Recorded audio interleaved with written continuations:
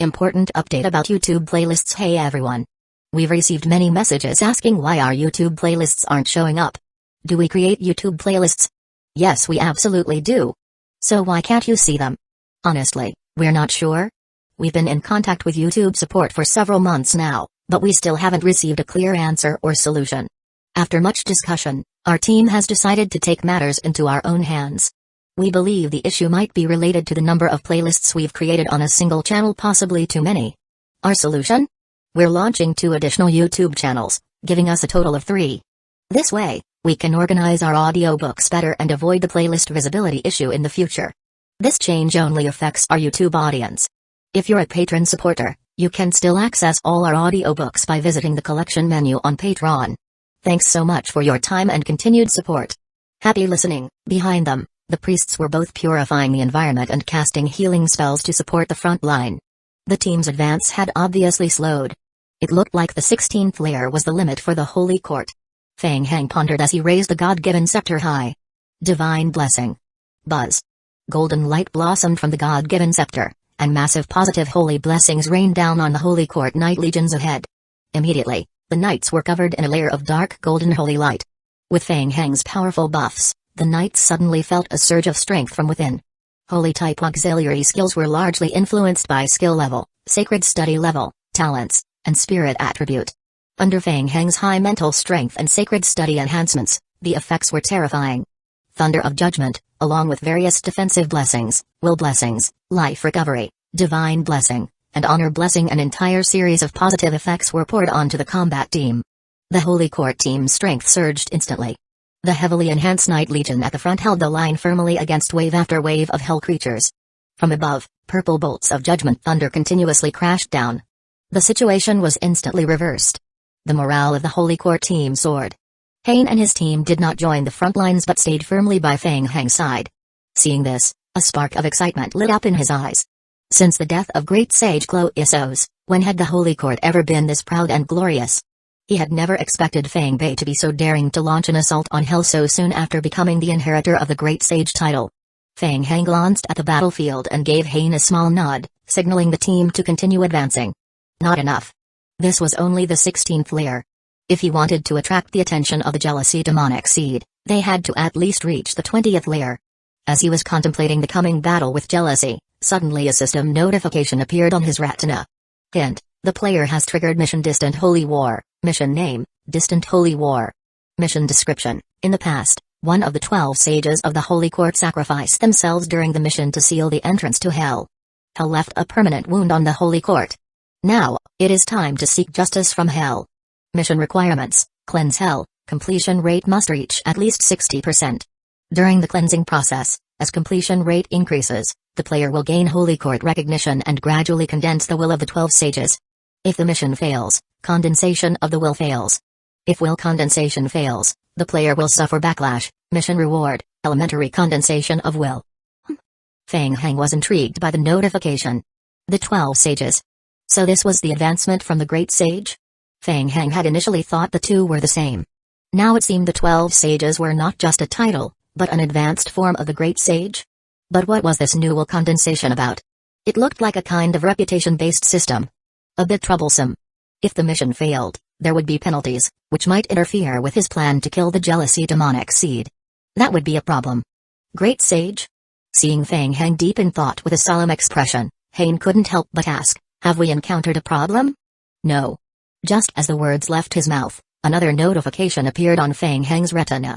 Hint: the player has partially cleansed hell. Player's Holy Court reputation has increased.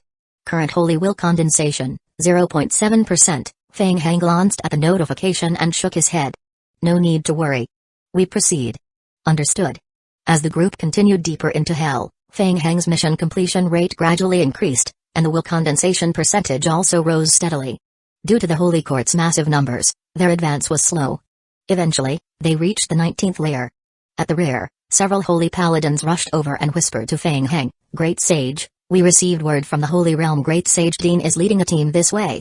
He suggests we slow down and wait to regroup before making our next move. Oh? A trace of surprise flickered in Fang Hang's eyes. He looked ahead in thought. Indeed. After stepping into the 20th layer, they would enter the detection range of the magical Pedechidna. At that point, the jealousy demonic seed would likely become aware of the invasion. He hadn't expected the Holy Court to send another great sage. That was good. When it came time to fight jealousy, having another great sage present would definitely boost their chances. Very well. We'll slow down. Send word after we finish clearing the entrance to the 20th layer. We'll rest on the spot for now. Understood. Chapter 3019, closer. More than half an hour later, the great sage Dean, accompanied by a group of Holy Court guards, reunited with the main force. After leaving the Holy Realm, Dean had hurried to the Eternal Holy City in the lower realm, then immediately led his people into Hell in search of Fang Heng. He never expected Fang Heng to be so fierce, managing to lead his legion all the way to the entrance of the 20th level of Hell in such a short time. If Dean hadn't sent people to intercept him, Fang Heng might have continued charging down several more levels. Upon seeing Fang Heng, Dean smiled and said, "Great Sage Fang Bei, you were really hard to find." Now, Fang Heng's perception attribute had already surpassed that of Dean, the great sage of the Holy Court. In addition, after leveling up, his holy weapon God's Joke possessed an undetectable disguise effect. Even Dean could not see through Fang Heng's concealed identity. Fang Heng vaguely remembered Dean and nodded slightly in return. "Apologies. Things happened too quickly, and I didn't mean to cause concern in the Holy Realm. Fang Bei, can you just be honest? What are you doing in Hell with such a large force?" Dean paused, then asked, "Don't tell me you're here to advance the will of the 12 sages?" Fang Heng glanced at Dean and then at the mission hint from the system. He shook his head and replied, "No." Dean looked puzzled and asked, "Then what for?" "To eliminate the demonic seed in Hell." Their conversation reached the ears of the surrounding priests and members of the Night Legion who were resting nearby. Only then did they realize Fang Heng's true goal. So, the great sage had entered Hell to deal with the demonic seed. Dean was stunned by what he heard. He had considered a dozen different reasons for Fang Heng's actions, only to reject them all himself. He never expected it was really about the demonic seed. Dean looked at Fang Heng strangely. This kid. What kind of grudge does he have with the demonic seed in Hell? Was it really necessary to stir up such a huge commotion and storm their lair for a battle? Great Sage Dean. Dean was lost in thought when he looked up and saw Fang Heng's sincere expression. What is it? I was wondering, since you're here, could you lend me a hand? Dean suddenly felt like he had been set up. Could it be that Fang Heng had expected him to come all along? That he planned to have Dean help from the beginning? Moreover, looking back now, although Fang Heng said he was targeting the demonic seed, wasn't that essentially the same as condensing the will of the 12 sages? Great Sage Dean, do you have any concerns? Cough, cough. Cleansing demons for the Holy Court is my duty. It's just. Dean leaned in and lowered his voice, the demonic seed in Hell is no weakling, and it gains even greater strength in its own domain. The environment is extremely unfavorable to us. Are you confident? Yes, I understand the risks. But with your help, Great Sage Dean, I don't think it'll be a big problem. Dean gave a bitter smile. He had only come to observe the situation, and now somehow he had ended up on the pirate ship. Fang Heng, seeing Dean fall silent, said no more. He raised a God-given scepter, symbolizing the 12 sages of the Holy Realm, high into the air. Everyone, follow me into the 20th level of Hell. Yes. The vanguard, consisting of elite ecclesiastical Templars and archbishops from the Holy Court, charged into the 20th level of Hell. As divine holy light radiated outward, the oncoming wave of Hell creatures was instantly disintegrated under its burning effect. After securing the entrance to the 20th level, the Holy Court army slowly regrouped and began advancing deeper. Dean remained at the center of the formation.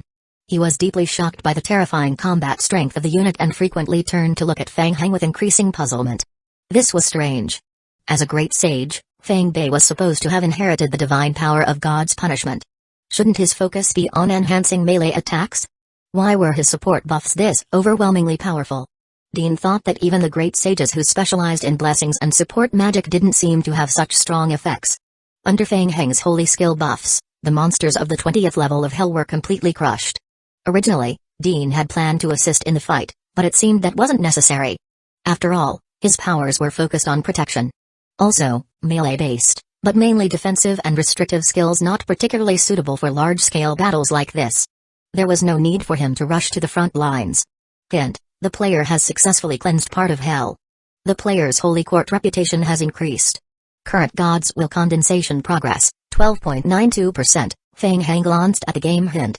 He had not personally joined the battle either and continued standing in the center of the formation, his eyes scanning the battlefield, searching for signs of the jealousy-type magical pet, Echidna. Echidna's body extended across the 21st to 30th levels of Hell, but her actual perception ability was only average. When Fang Heng had broken in earlier, because he wasn't in demonic seed form and had hidden his aura, Echidna didn't detect him. But now, with the Holy Court invading in full force, Echidna immediately sensed their presence and relayed the information to the jealousy demonic seed. There. Fang Heng's gaze locked onto a nearby lava pool. A faint blue hue flowed across the surface of the lava. A fragment of Echidna's body. Kai. Fang Heng raised his hand, and a beam of holy light descended upon Echidna. Under the sacred light, the blue fluid was instantly purified. Fang Heng withdrew his gaze, swept his eyes around the area, and said, "To the right." Yes. Echidna's main body was concentrated on the 29th level. The rest of her body was scattered across the domain in fragments, connected by some unknown ritual. If she desired, Echidna could quickly condense herself into physical form in any of these regions. But against such a large invading force from the Holy Court, Echidna had no intention of seeking death. Moreover, she still needed to protect the demon seed. Fang Heng was in no rush. He led the Holy Court team deeper into hell. If the jealousy demonic seed continued to hide, he would just keep cleaning up Echidna's fragments, while also boosting his progress on the Will of the 12 Sages mission. A win-win situation. During his time in hell, Jinger had already mapped out all the areas occupied by Echidna in detail and handed the map over to Fang Heng. Guided by Fang Heng, the Holy Court team ventured deeper into hell, relentlessly sweeping through Echidna's domain fragments. Eventually, they reached the 23rd level, where one of Echidna's fragments had taken over a cavern. The cavern was filled with a chilling aura. As the Holy Court team entered, a swarm of Hellhorn demons surged out, attacking the Holy Paladin squad with ferocity. Unlike before, the Hellhorn demons now had blood-red bodies covered with vein-like patterns. Echidna's influence. With Echidna's parasitic enhancement, the Hellhorn demons' attributes were drastically boosted. Fang Heng still stood at the center of the formation, coldly observing the battlefield. Chapter 3020, Forced Echidna's main body did not dare to participate in the battle directly, so she used a ritual attachment method to guide the hell creatures into the fight. Quite a clever plan. Unfortunately, the hell creatures were facing the Holy Court Legion, bolstered by a variety of powerful buffs provided by him. Still not enough. The Holy Paladins swung their night-long swords with all their might, slicing the Hellhorn demons into pieces. Behind them, the priest team continued casting long-range attacks for support while simultaneously releasing healing spells to restore their condition. Kai. Suddenly, high above in the grotto, a gray rift opened abruptly in the top of the rocky ceiling, revealing a massive vertical pupil. The pupil gazed downward, its gaze focusing on the Holy Court team below. That eye. Dean sensed the act of being watched and immediately looked up at the vertical pupil. He raised his scepter and pointed toward the eye. Whoosh! A dark golden light beam shot out from Dean's scepter and blasted toward the eye. Boom! The vertical pupil's defense seemed extremely weak, and under the impact of the golden light, it instantly shattered. Fang Bei, I'm certain that was a demonic seed. Dean's face turned serious as he observed the spot where the eye vanished. He said in a deep voice, "It seemed like the jealousy seed. It's observing us from the shadows."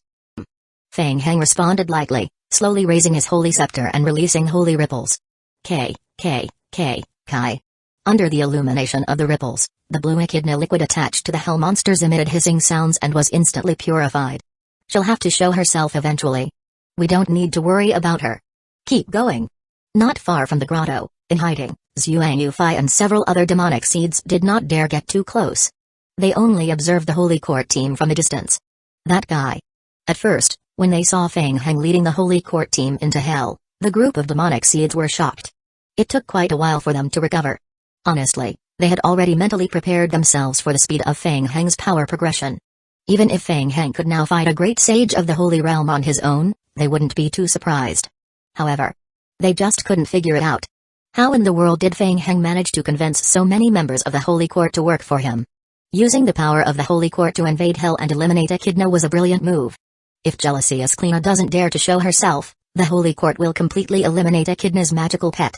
At that point, the demon core troubling us will also lose control. Next to them, the chubby one's eyes showed a trace of admiration as he continued, but if Esclina can't resist stepping in to stop the Holy Court, no, she will definitely try to stop them. That will be our best chance to take down Echidna. Even they couldn't have predicted that Fang Heng would manipulate the Holy Court. Surely, the jealousy demonic seed didn't expect it either. Liu Mo remained silent, staring at Fang Heng in the distance. When he thought about the humiliation he had just suffered at Fang Heng's hands, a look of hatred surfaced in his eyes. Jinger said, "We've seen enough. It's time to get ready for action." Jinger. What? Liumo said, Fang Heng is really strong. With him here, he might ruin your plan. Jingjia turned to stare coldly at Liumo. Liumo, unafraid, said, if he can handle Esclina, he can use the same method to deal with you. Be careful, or we'll all end up being used by him. You're in no position to teach me how to act. Once this is over, I'll take care of him myself. Jingjia spoke coldly, shifting his gaze away from Liumo. Jealousy won't stay idle for long. Get into position and prepare to strike. Shadow Realm. The jealousy demonic seed Esclina observed the Hell Grotto through the Eye of Jealousy. With her current power, and just by observing remotely through the Eye of Jealousy, she couldn't see through Fang Heng's disguise. She found it strange. Why did the Holy Court suddenly decide to cause trouble in Hell? And why had they destroyed several grottos occupied by echidna's fragments in quick succession? This action by the Holy Court probably wasn't aimed at her specifically. Could it be that they coincidentally crossed paths with another Holy Court operation? At first, Esclina truly didn't want to get involved. But the Holy Court seemed to be going out of its way to oppose her, continuously clearing out areas where echidna had gathered, significantly weakening her overall strength. A cold glint appeared in Esclina's eyes. The Holy Court. They had gone too far. Did they really think she was afraid of them? Whoosh! On the cave walls of the Shadow Realm, multiple horrifying eyes of hell slowly opened, revealing dark yellow pupils. Esclina raised her arms high. Servants of Hell, the time has come. Go forth to Hell and unleash your fury. Layer 25 of Hell, in a certain cavern. A team composed of mutated Hellhorn demons and Hell Desecrators was engaged in battle with the Holy Court's Holy Paladin team. Suddenly, the surrounding rock walls began to shake and blur strangely. Eyes embedded in the walls opened, revealing yellow sclera and red pupils. Sensing the spiritual coercion emanating from the eyes, Dean's expression darkened. He glanced around the grotto and quietly warned, Fang Bei, be careful. Looks like they're coming. In the blink of an eye, the eyes clinging to the rock walls began to materialize, and horrifying hell creatures leaped from the walls, charging toward the Holy Court team. Hell demons.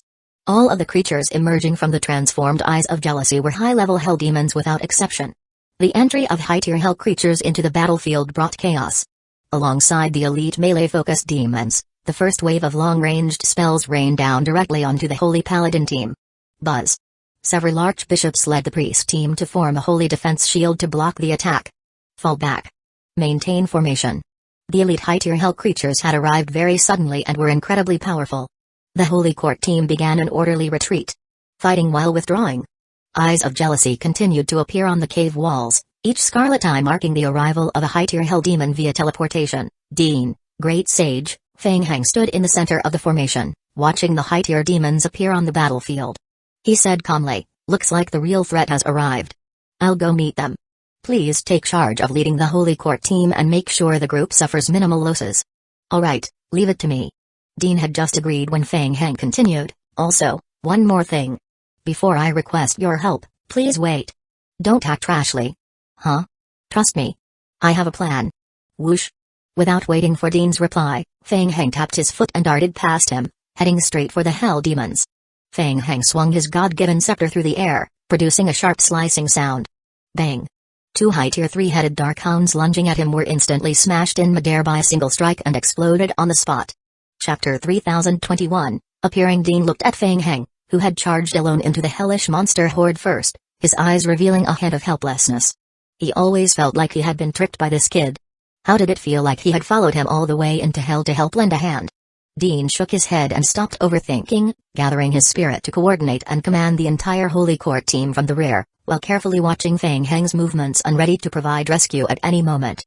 Even though the demonic seed hadn't appeared, the sheer number of high-tier hell creatures was enough to make the Holy Court team sweat. It was fortunate that Fang Heng's strength was enough. Relying on his powerful personal might, he forcibly held the front line alone, attracting the majority of attacks from the hell creatures. Dean reckoned that even if he himself joined the battlefield, he probably wouldn't be able to do better than Fang Heng. That kid. Dean watched Fang Heng darting back and forth among the hell elite monsters, continuously making slashes and kills, secretly admiring him. Last time in the Holy Realm, they only briefly met, but Dean clearly felt that Fang Heng's strength had grown even stronger than then. Whoosh! Here it came. Dean's pupil shrank as his gaze quickly gathered on the cavern ceiling not far away. At the grotto's top, accompanied by a strong aura blossoming, the lava layer slowly stirred, revealing dark red magma veins. A closed, blurred, narrow rift suddenly opened, showing the phantom of a pair of eyes. A terrifying demon face gradually appeared above the molten rock wall. Roar. The demon roared, its molten right arm wrapped in boiling lava, smashing a fist toward where Fang Heng stood. Get out of hell, holy court trash. HMPH. Fang Heng snorted coldly, raising his scepter directly toward the giant molten fist. Bang. With a fierce explosion, the terrifying demon above the cavern ceiling was completely shattered by Fang Heng's strike, scattering scorching lava stones everywhere. Within the broken rock wall emerged the figure of a woman. Fang Heng squinted his eyes, staring at the scantily clad young maiden. Her body curves could only be described as perfect, and just standing there made one's blood race. Asklina. Fang Heng licked his lips lightly, excitement flashing in his eyes. The main body of the jealousy demonic seed. He had finally found her. Whoosh. Before Asklina could speak, Fang Heng suddenly accelerated, charging straight at her. Asklina frowned slightly. Whoosh. From the gaps in Asklina's clothes spilled dark, silk-like curling tongues. Tongues of jealousy. The tongues twisted and stretched in the air like living things, their surfaces suddenly revealing thousands of crimson eyeballs, each blossoming with eerie light that seemed to draw everything nearby in. A mind illusion. Hint, the player is affected by the illusion effect. Hint, the player's omniscient eye is activated, illusion effect removed. Fang Heng blinked for a moment, then his eyes immediately cleared. The divine power cloaked his god-given scepter as he fiercely swung it forward, cutting through the air. Po. Huh? The tongues of jealousy floated lightly, not exerting any force and seeming to merge with the space itself, unaffected by the scepter like two objects from different dimensions. The attack simply passed through them. Not good. Fang Heng quickly dodged to the right. But he was a step late. 3 of the tongues of jealousy still clung to his right leg, tightly wrapping around it. Hee. Big brother. Asklina let out a series of eerie laughs as she flickered like a ghost, rapidly pouncing toward Fang Heng. HMPH. Fang Heng snorted coldly, dodging to the right while his eyes glanced downward. The dark jealousy tongues with eyeballs tightly clung to his leg. His internal power uncontrollably flowed toward those eyeballs. Absorbing power? Fang Heng's eyes revealed some interest. Asklina must rely on this ability to absorb the power of various demonic seeds for herself. Whoosh. Asklina's figure flickered ghost-like to Fang Heng's right side. Whoosh. Fang Heng's perception caught her position ahead of time. Without hesitation, he turned and punched forcefully. In front of Asklina appeared layers of tongues of jealousy in lines. Boom. One punch. Fang Heng's fist pierced through the overlapping demonic tongues and slammed into Asklina's body, smashing her form completely in midair. Huh? It hit? Not far away, Dean was commanding the Holy Court team to withdraw from the cavern to gain more Noten space. He suddenly saw Asklina being smashed and exploded by Fang Heng's punch. Such strong impact force. But something felt off. Giggling. Big brother is so ruthless. Whoosh. The shattered Asklina recondensed not far from Fang Heng. Dean's eyes fixed on the resurrected Asklina, his expression growing serious. He knew the demonic seed wouldn't be so easily killed. But it was strange the punch definitely hit, and according to his observation, it wasn't an illusion. What kind of special ability was this? Fang Heng withdrew his fist, eyes shifting to the resurrected Asklina on his right. Just as he punched and shattered her, the tongues of jealousy covered with crimson eyeballs attached themselves onto Fang Heng's body. Hint, the player's holy power is being extracted. Warning, unknown effect detected. Player's Great Sage Bloodline experience points permanently reduced. Warning, the player's power is draining due to an unknown effect. Please stay alert. Interesting. Fang Heng scanned the game hints. The tongues of jealousy could drain his holy attribute energy, weakening him, combined with Asklina's unknown defense and resurrection ability. What? Not playing anymore? Asklina's voice changed, her previously delicate expression turning ferocious, then die. Hundreds of dark tongues of jealousy spilled from Asklina's body, rushing at Fang Heng again.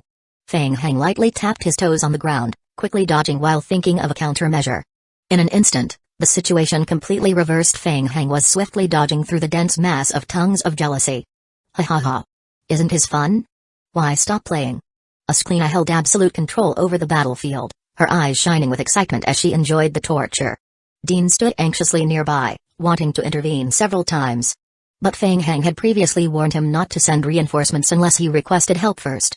Chapter 3022, Split Up. Dean furrowed his brows. Why? Why hadn't that kid asked for help yet? Could it be that he had some kind of plan?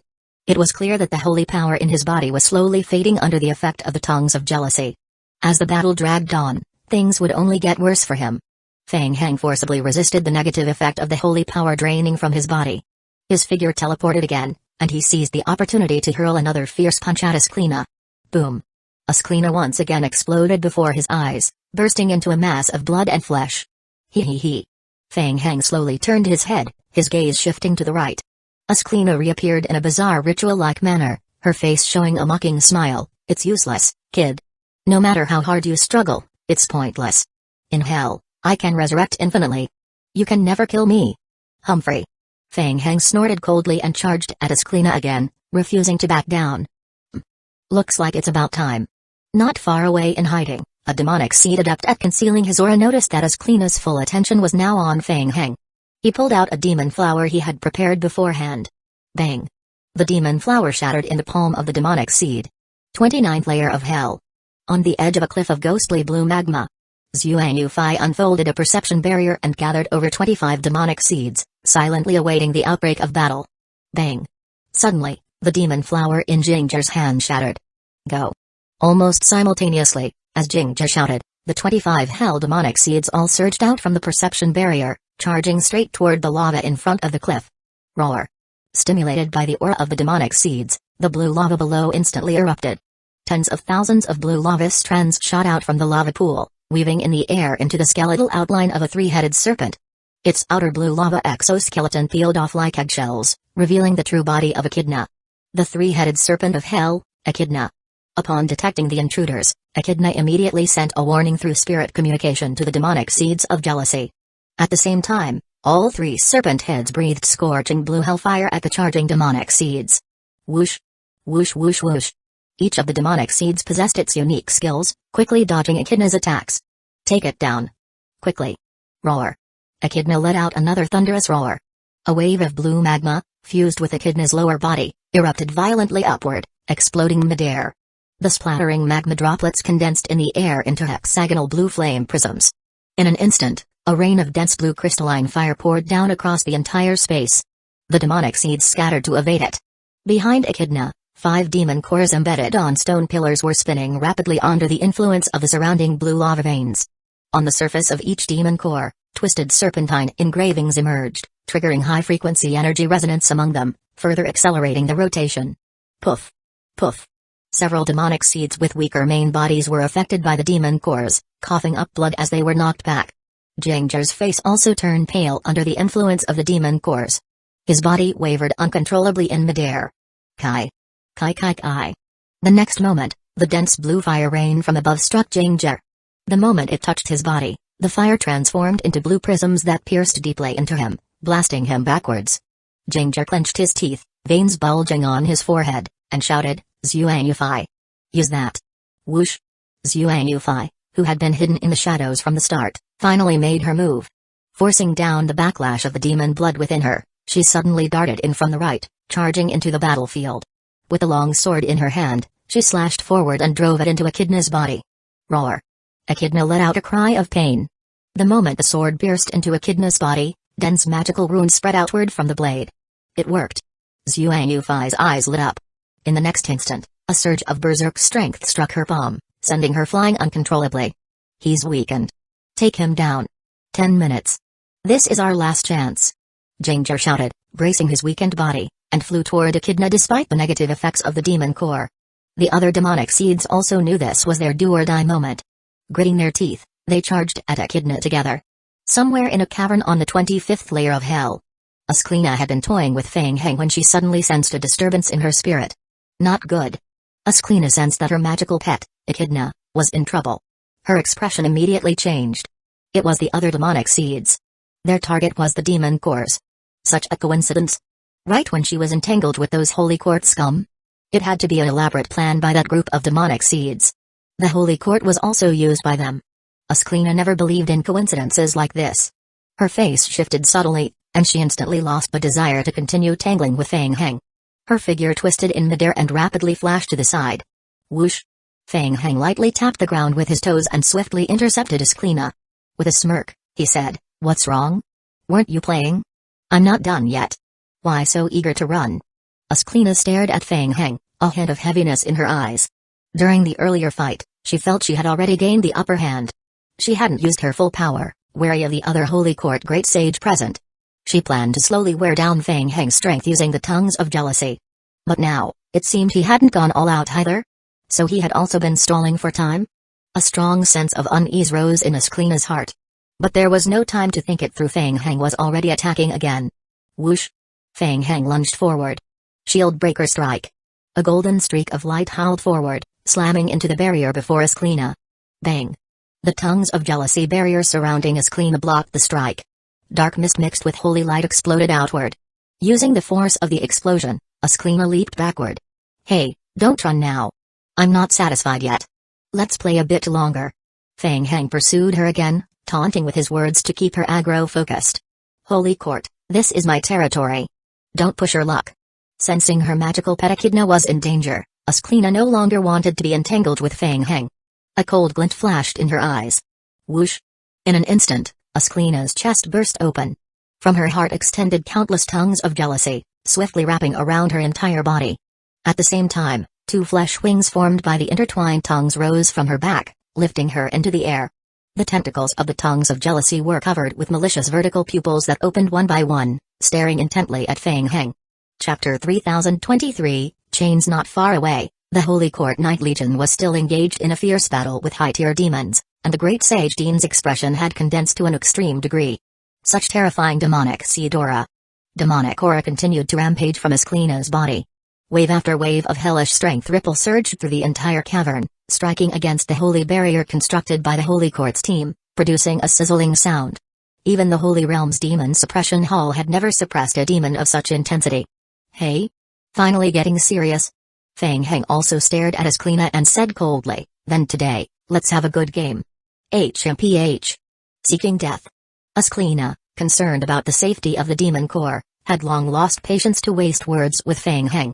Her figure moved, rapidly breaking through to the right. Boom. The two collided in midair.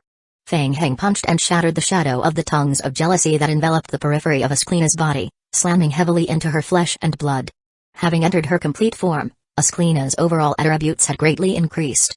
Though struck by Fang Heng's punch, her body only swayed heavily, with a bloody hole blown open, and the tongues of jealousy around her frantically entangled toward Fang Heng. Whoosh! Fang Heng quickly retreated. Running? Asklina had already formed a killing intent. She sneered and pointed her right hand at Fang Heng, prison of jealousy. Dark red light frenziedly blossomed outward from Asklina as the center. The surrounding space twisted, and around Fang Heng, countless writhing tongues of jealousy began to appear. Whoosh! Whoosh whoosh whoosh whoosh whoosh.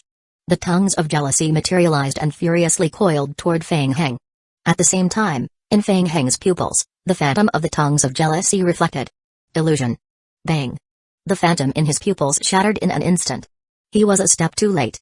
When Fang Heng's gaze cleared, his body was already tightly bound in midair by the densely coiled tongues of jealousy. Fang Heng's speed stalled, and he was controlled in midair, unable to move. Warning, affected by an unknown strength, the player's current Great Sage Bloodline experience points have been permanently reduced. Warning, affected by an unknown strength, the player's current Great Sage Bloodline experience points have been permanently reduced. Warning, the player's Great Sage Bloodline level has decreased. In an instant, game warnings rapidly flashed across Fang Heng's retina. His max level Great Sage Bloodline level rapidly dropped. The holy energy within his body was quickly being extracted by the tongues of jealousy. Whoosh! Whoosh whoosh whoosh. The tongues of jealousy spreading from Asklina bound Fang Heng tightly, linking the two together. Whoosh! Asklina gave a strong pull and instantly dragged Fang Heng directly in front of her. She licked her lips slightly and smirked. Hey! What a wonderful strength! I want to drain you dry. Unfortunately, this strength is useless to me. It's just garbage. Damn. Dean, seeing Fang Heng controlled, felt his heart sink. He instinctively stepped forward, wanting to assist, but recalled Fang Heng's earlier instruction and forcibly stopped himself. Fang Heng had not yet asked for help. What was he waiting for? At this rate, that demoness was going to drain him dry. Could it be he still had a trump card left? Enough. Dean was just about to make a move when he suddenly saw a cold smile appear at the corner of Fang Heng's lips. Something was off. Dean again forced himself to calm down and observe the battle situation. Under the dense demonic aura, the holy power within Fang Heng's body was continuously being extracted. With a faint cold smile on his lips, Fang Heng said, "Hey, Asklina, I admit, your strength is indeed impressive. Surprising, even." Asklina stared at Fang Heng. He was clearly already completely controlled by her, yet why did a sense of unease rise in her heart? What? Only now trying to beg for mercy? It's too late. Not really. I just wanted to say, I've already broken your resurrection ability. It's just some spatial ability trickery, with heavy usage limits, right? What did you say? Asclena's expression shifted slightly. Kai. The next moment, a sudden change occurred. Countless fine chains suddenly emerged from Fang Heng's body. Kai. Kai. Because of the close distance, the chains instantly stabbed toward Asclena. What? Asclena's pupil shrank. She immediately tried to dodge, but it was too late. The chains pierced her body. Demon Binding Chain. Ever since Fang Heng obtained the Demon Binding Chain synthesis formula, he had never slacked off, constantly searching for forging methods. Some time ago, while running missions across star systems, he finally exchanged all the high-level materials through the spawn system and then entrusted the Undead Council to forge 3 full sets of Demon Binding Chains, making ample preparations. It was just that upon meeting Asclena, Fang Heng discovered she possessed a certain resurrection ability. To ensure the enchantment chain's success rate, he had no choice but to use himself as bait. Asclena let out a painful scream. As the demon binding chains pierced into her body and tightly locked onto her core, a dense demonic aura crazily overflowed from within her. You! Damn you! Asclena felt her strength rapidly draining, immediately becoming furious, glaring at Fang Heng with intense rage. At the very least, to attack and absorb power, you had to exist in your main body form. So, Fang Heng looked at Asclena, a cold smile surfacing on his lips as if looking at prey that had walked right into his trap. Asclena saw Fang Heng smile and felt an intense sense of unease rise in her heart. Madman. So it was all his scheme from the start? Even getting caught by her? Even having his holy power extracted? She had been inside this brat's plan from beginning to end. Asclena's heart was instantly filled with wrath, glaring at Fang Heng furiously. You think this alone can hurt me? Give me some time, and I can naturally break these shackles, and the holy power you lost will never return. Go to hell. Boom. The tongues of jealousy that had been extracting Fang Heng's strength exploded. Fang Heng's figure was blasted away, crashing into the rocky wall behind him, and the holy power enveloping his body quickly dimmed. What was going on? Why wasn't he dead yet? Asclena saw Fang Heng, after falling to the ground, brace himself against the rock wall and slowly stand up again. Her heart was filled with doubt. What was going on? She had clearly extracted all his holy power just now. His strength should have dropped below 1%. Why wasn't he dead? Asclena was shocked to find that Fang Heng, after enduring such severe damage, was still only heavily injured but not dead. Her eyes immediately filled with hatred, as if she wanted to rush up and rip Fang Heng apart and devour him completely. But she couldn't. Rationality told Asclena, now was not the time. Her magical pet echidna's situation was even worse.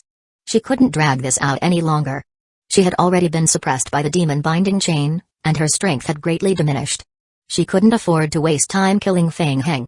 She immediately flashed toward the right side exit of the cavern. Fang Heng propped himself up against the damaged rock wall and shouted, Dean, stop her. Chapter 3024, Embarrassing. Dean had been standing on the side the entire time, waiting for Fang Heng to call for help. It wasn't until he saw Fang Heng heavily injured and collapsed to the ground that he heard Fang Heng's call and immediately flashed out from the right side, chasing after Asclena. You brat. Why the hell are you being so reckless? Dean was already cursing Fang Heng furiously in his heart. Demonic seeds were inherently indestructible. Destroying one just meant another would pop up later. Was it really worth depleting his own origin power just to take one down and buy a little peace? But what was done was done. Dean had no choice now. He had to step up and forcibly block Asclena's path. Holy Court. Asclena had already spent a good portion of her strength in the fight with Fang Heng. With the added restriction from the demon binding chains, she was no longer at her peak. The tongues of jealousy around her body surged toward Dean wildly. Guardian Shield. Dean condensed a shield in front of him, completely isolating the power of the tongues of jealousy. Bang. The tongues of jealousy shattered one by one. Huh? Asclena was surprised to find that the tongues of jealousy couldn't bypass Dean's holy shield. Hey. Dean chuckled. He represented one of the 12 sages, the Guardian. A melee type, more oriented toward support and tanking damage. The holy shield was said to be capable of blocking all forms of damage. His holy court honor guard was even nicknamed Kings of Turtle Shells by players outside the holy court. Dean could tell Asclena was trying to flee. From her condition, he judged she was badly injured and restrained. He said coldly, Demon, you're not leaving here. Surrender. Dream on. Asclena flickered about, trying to slip past Dean and escape. But every time, Dean managed to intercept her attacks and block her path. What a coincidence, wasn't it? Dean just happened to specialize in guarding. Not that great at burst damage, but when it came to control, he had 1,000 ways to play his opponent to death. A perfect matchup. The more frantic Ascleena got, the calmer Dean became, methodically blocking her escape again and again. They were locked in a stalemate for 3 full minutes. Until Ascleena's pupil shrank. Not good. She could feel her magical pet weakening. Roar. Ascleena's eyes turned blood red. Dense hellfire burst from her body in a surge. The tongues of jealousy extending from her heart exploded. Her skin split open, and flesh tore as she forcefully broke part of the enchanted chain suppression, even at the cost of injuring her origin. The berserk tongues of jealousy swelled to dozens of times their size and swept outward in all directions. Not good. Dean's heart skipped a beat. She was going all out. What shocked Dean even more was that the tongues of jealousy surging from Ascleena weren't aimed at him. They shot past him and headed straight for the Holy Court team battling the high-level demons in the rear. Exu. Fall back. Dean shouted, condensing his mental strength to forcibly unleash a holy barrier to block the attack. Bang. Bang bang bang bang. The violently whipping tongues of jealousy slammed into the barrier, cracking it in multiple places. On top of the physical impact, the vertical pupils attached to the tongues added illusion effects. Dean could still manage, but many of the holy paladins fell into confusion under the illusion. At the same time, from the backs of the hell demons fighting the holy court, tiny tongues of jealousy stretched out from beneath their skin. Under their influence, the high-tier hell demons began entering berserk mode. In berserk mode, the hell demon's strength surged. With a double blow from both illusion and brute force, the holy court's front barrier was shattered instantly, allowing a flood of demons to break through the front lines. The entire holy court team was on the verge of collapse. Damn. Despicable. Dean swore under his breath. He could no longer hold Ascleena back and rushed to support his team. Those were Holy Court Elite's precious assets of the Holy Court. He couldn't let them all fall here. Holy light poured down as Dean shielded the team behind him, stabilizing the front line. At the same time, he could only watch helplessly as the chaos spreading Ascleena slipped out of the cavern like a phantom. There was nothing he could do. Dean felt frustrated. In front of everyone. He had promised Fang Hang to block the demonic seed, but was now forced to give up. A little embarrassing, honestly. Dean sighed and cast an apologetic glance toward Fang Hang in the distance. Fang Bei had gone so far as to burn through his great sage origin power to wound Ascleena badly, but still couldn't stop her from escaping. After all, the demonic seed had sacrificed her origin and left so many subordinates behind to cover her retreat. He really couldn't do anything more. This was hell, after all. Not their main battlefield. Otherwise, maybe they'd have had a chance. Wait, what? While he was deep in thought, Dean looked in the direction where Fang Hang had fallen.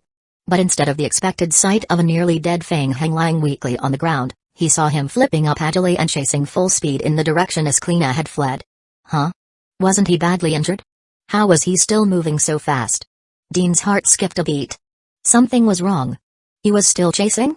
Hadn't he just been completely drained by Ascleena's tongues of jealousy? His holy power had been almost entirely depleted. It'd take more than 100 years of cultivation to recover. Where was he getting the confidence to give chase? Meanwhile, in the cavern on the 29th level of hell, where the magical pet Echidna resided, the central head of Echidna's three-headed serpent body had a long sword deeply embedded in it.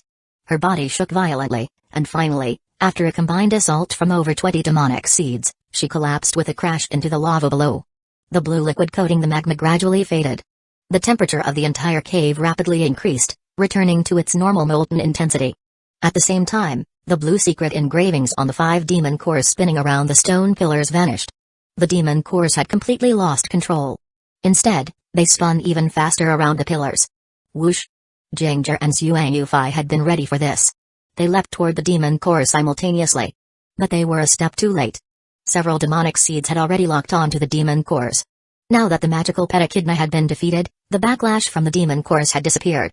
It was the perfect time to snatch them. Whoosh!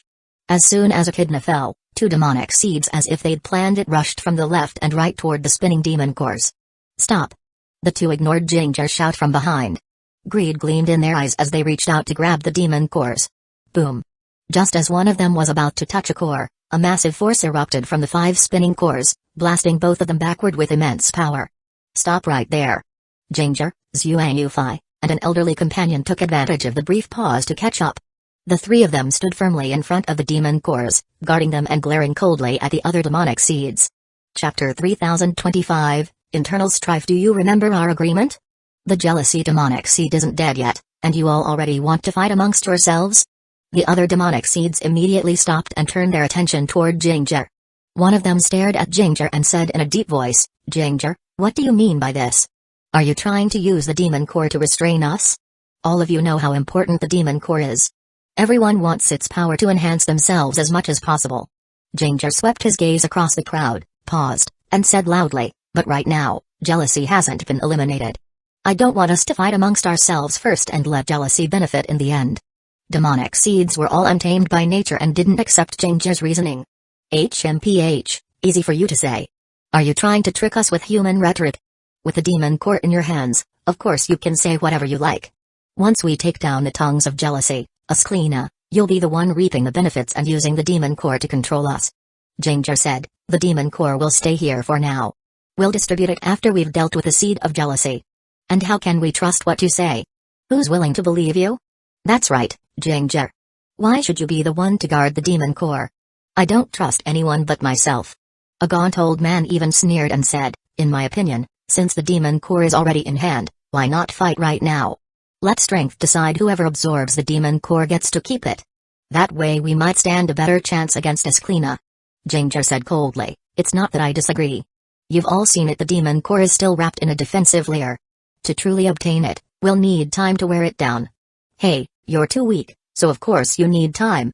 Let me do it. As the argument heated up, Zhuang Yufei suddenly said in a low voice, everyone, stop arguing. She's here.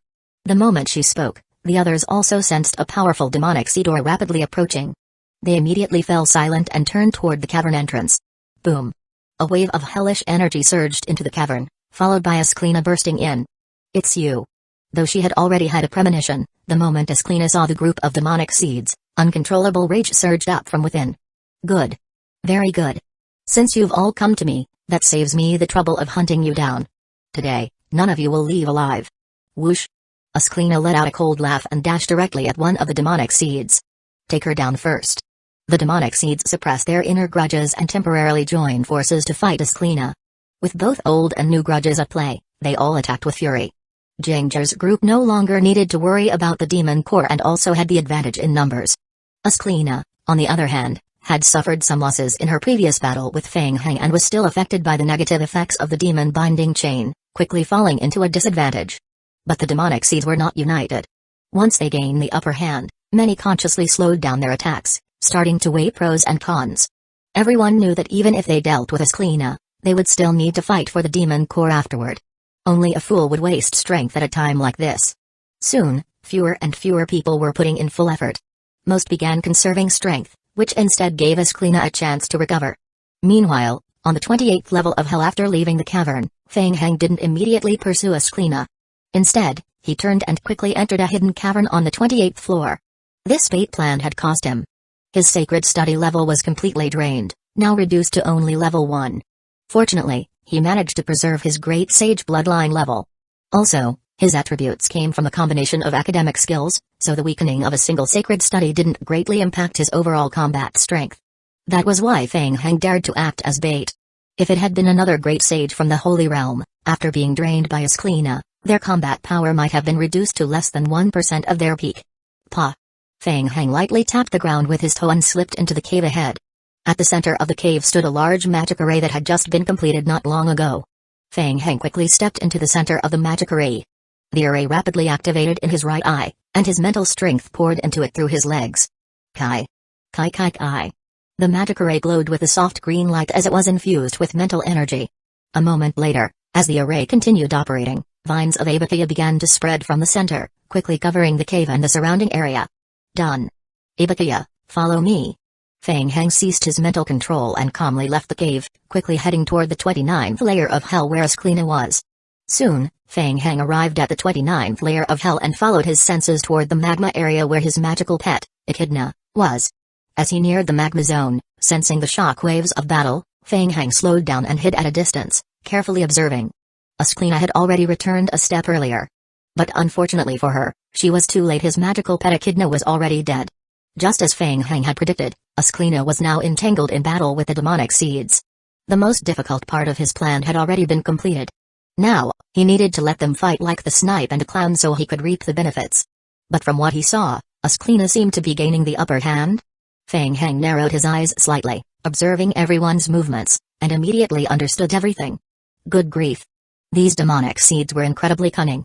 Though they appeared to be doing their best to fight Ascleena and wear her down, in reality, their positions and attention were subtly focused on the demon core in the rear. Ascleena also wanted to seize the demon core to control the others, but the demonic seeds were well aware of its importance. If she tried to approach it, they would immediately do everything they could to stop her. Both sides were maintaining a delicate balance. Feng Heng concealed his aura and observed the battlefield from afar, thinking to himself. The demon binding chain could theoretically last over half a month, but its effects would weaken over time. If the stalemate continued, the situation might change. It seemed he wouldn't be able to play the fisherman after all. He had to find a way to resolve the problem quickly. Feng Heng's gaze focused on the demon core, which was rapidly rotating around a stone pillar. Looking closely, he saw that the demon core was surrounded by a dark protective layer. The shockwaves from the external battle did not affect it. The demonic seeds had yet to make a move on the demon core, most likely because of that protective barrier. Chapter 3026, Destruction Ibukiya. Feng Heng murmured. Kai Kai, Kai Kai. Ibukiya's vines immediately responded, slipping into the cracks of the rock wall and rapidly spreading toward the battlefield along the cliffside. Jinger and his group were entangled in a fight with the demonic seeds. He wasn't unaware of the others' hidden intentions. They simply wanted to seize the demon core for themselves. He had the same thought. After spending half a day dealing with the jealousy demonic seed and the demon core, how could he possibly let the core be taken by someone else, handing over the spoils to another? Whoosh! Feng Heng lowered his body and suddenly accelerated, dashing straight into the battlefield. Whoosh! Jinger noticed Feng Heng's sudden appearance and was startled. The other demonic seeds also observed Feng Heng, but made no other moves, continuing their assault on Ascleena as usual. Jinger and Xuang Yufei were primarily focused on the demon core behind them. When they saw that Feng Heng didn't engage in the battle against Ascleena but instead flew rapidly toward them, they both frowned slightly. As Feng Heng approached, he casually asked, "How's the situation with the demon core?" "It's still." Jinger had just opened his mouth to respond when he noticed Feng Heng's movement. His expression changed drastically as he shouted, "Stop!" But it was already too late. Whoosh! Feng Heng drew his great holy sword and smashed it hard into the 5 spinning demon cores. The move came so suddenly that those closest to the cores, Jinger and the others, didn't have time to react. Boom! A violent impact rang out. Holy power clashed with hellish strength, erupting in a loud explosion. The massive shockwave generated at the center instantly blasted the 5 demon cores away. Those closest to the cores, Jinger and his group, were also thrown back by the shockwave. For a moment, the battlefield fell into silence. What just happened? That guy. Upon closer look, the protective outer layer around the 5 demon cores had been destroyed. The impact launched the cores outward. 2 of them burrowed into the cliff wall, forming deep, bottomless craters.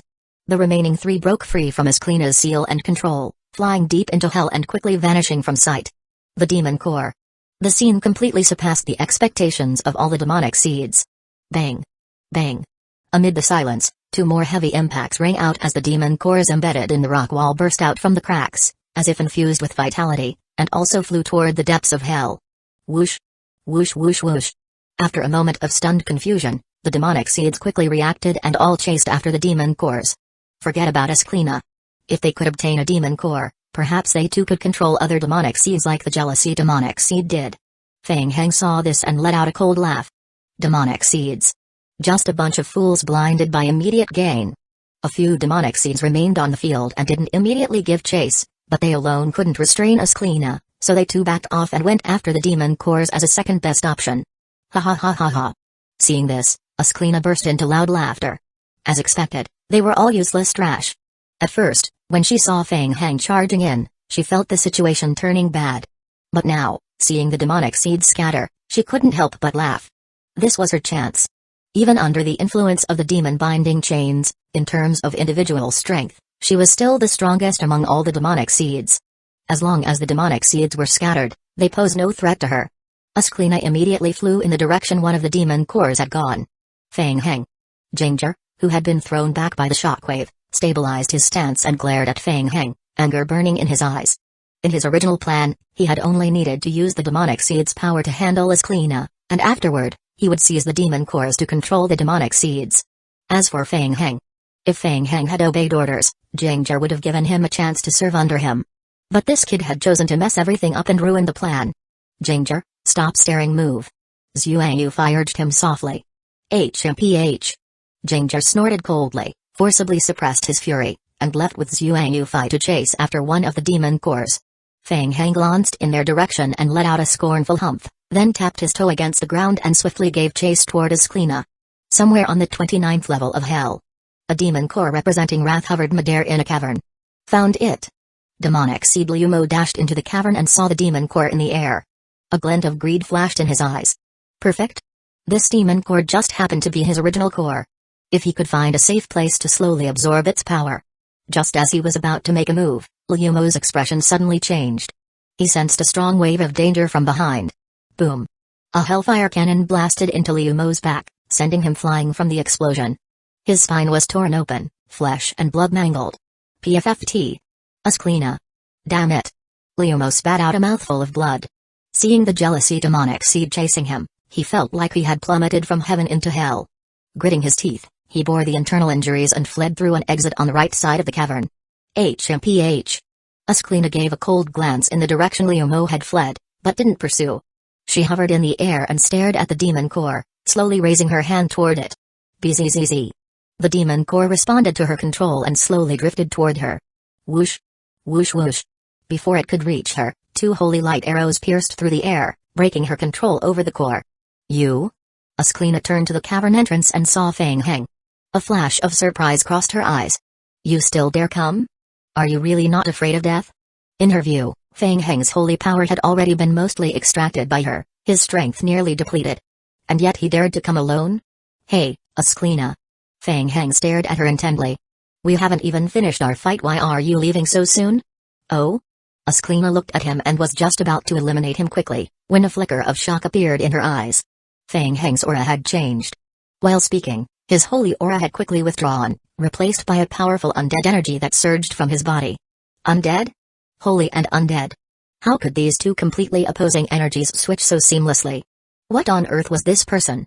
Chapter 3027, Suppression. Asklina looked at Fang Heng, her expression gradually becoming heavy. Not only that. She could feel it. The undead aura emanating from Fang Heng's body was far stronger than the holy aura from before. As Fang Heng entered the necromancy form, 24 underworld orbs emerged from the tattoos on his body and began rotating around him. Whoosh! Fang Heng's figure turned into a shadow and charged forward to launch the first attack. Asklina's heart jumped at the sight. That guy. Fang Heng's speed was even faster than before. What was going on? Why was he completely unaffected by the absorption ability of the tongues of jealousy? Even faster than Fang Heng's attack speed were the underworld orbs levitating behind him. The underworld orbs shot toward Asklina first. Not daring to be careless, Asklina quickly retreated while extending the tongues of jealousy from within her body to try and block the attack. Bang! The underworld orbs collided with the tongues of jealousy and exploded suddenly. Huh? Asklina's heart skipped a beat. Although the underworld orbs were deflected, the intense undead aura they released instantly corroded most of her tongues of jealousy. What was going on? This kid's undead ability level was actually higher than his holy ability level. And not just a little higher. Whoosh! Asklina quickly dodged the black orb's attacks, staring at Fang Heng in shock and suspicion. How could this be? The opponent's strength had erupted again. Had he been hiding his strength all this time? Just the attacks from the underworld orbs alone were enough to overwhelm her, not to mention Fang Heng himself hadn't even directly attacked yet. Whoosh! Tongues of Jealousy Domain. Asklina didn't dare hold back and directly activated her talent ability effect. Domain activated. The surrounding space plunged into chaos. Numerous tongues of jealousy, filled with brown eyeballs, emerged from the rocky cave walls and merging spatial gaps, rushing swiftly toward Fang Heng. Hey! Fang Heng sneered coldly. Using the same trick twice was already foolish enough, and this time it was even weaker than before. Perfect, time to try a newly learned skill. Death Realm Descent. Whoosh! The moment the skill was activated, Fang Heng's pupils were instantly covered by a layer of grayish-white shadow, and the soul phantom of Asklina reflected in his vision. A grayish-white space spread outward rapidly from Fang Heng as the center. The Death Realm domain instantly enveloped the entire cavern. Even the tongues of jealousy frantically rushing toward Fang Heng were shrouded in a layer of grayish-white. The two different domain powers didn't clash, but rather bizarrely merged. At the moment, the tongues of jealousy within the cave were covered by grayish-white, their speed drastically slowed, and negative effects like corrosion, aging, and weakness began appearing on their surfaces.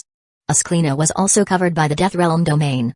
She suddenly felt the surrounding space fall into silence, so silent that she could clearly hear the sound of her heartbeat. It was as if everything in this environment would gradually come to a halt. Even her thoughts were slowing down. Not far away, a phantom of an altar gradually emerged behind Fang Heng. On both sides of the altar were two vortex passages. Ascleena didn't realize her body had already been affected by the corrosion effect and was slowly aging. She felt a force pulling at her soul and will, gradually gathering it toward one of the passages. Not good, an illusion. Kai. Ascleena suddenly awakened, biting the tip of her tongue in an attempt to snap herself out of it.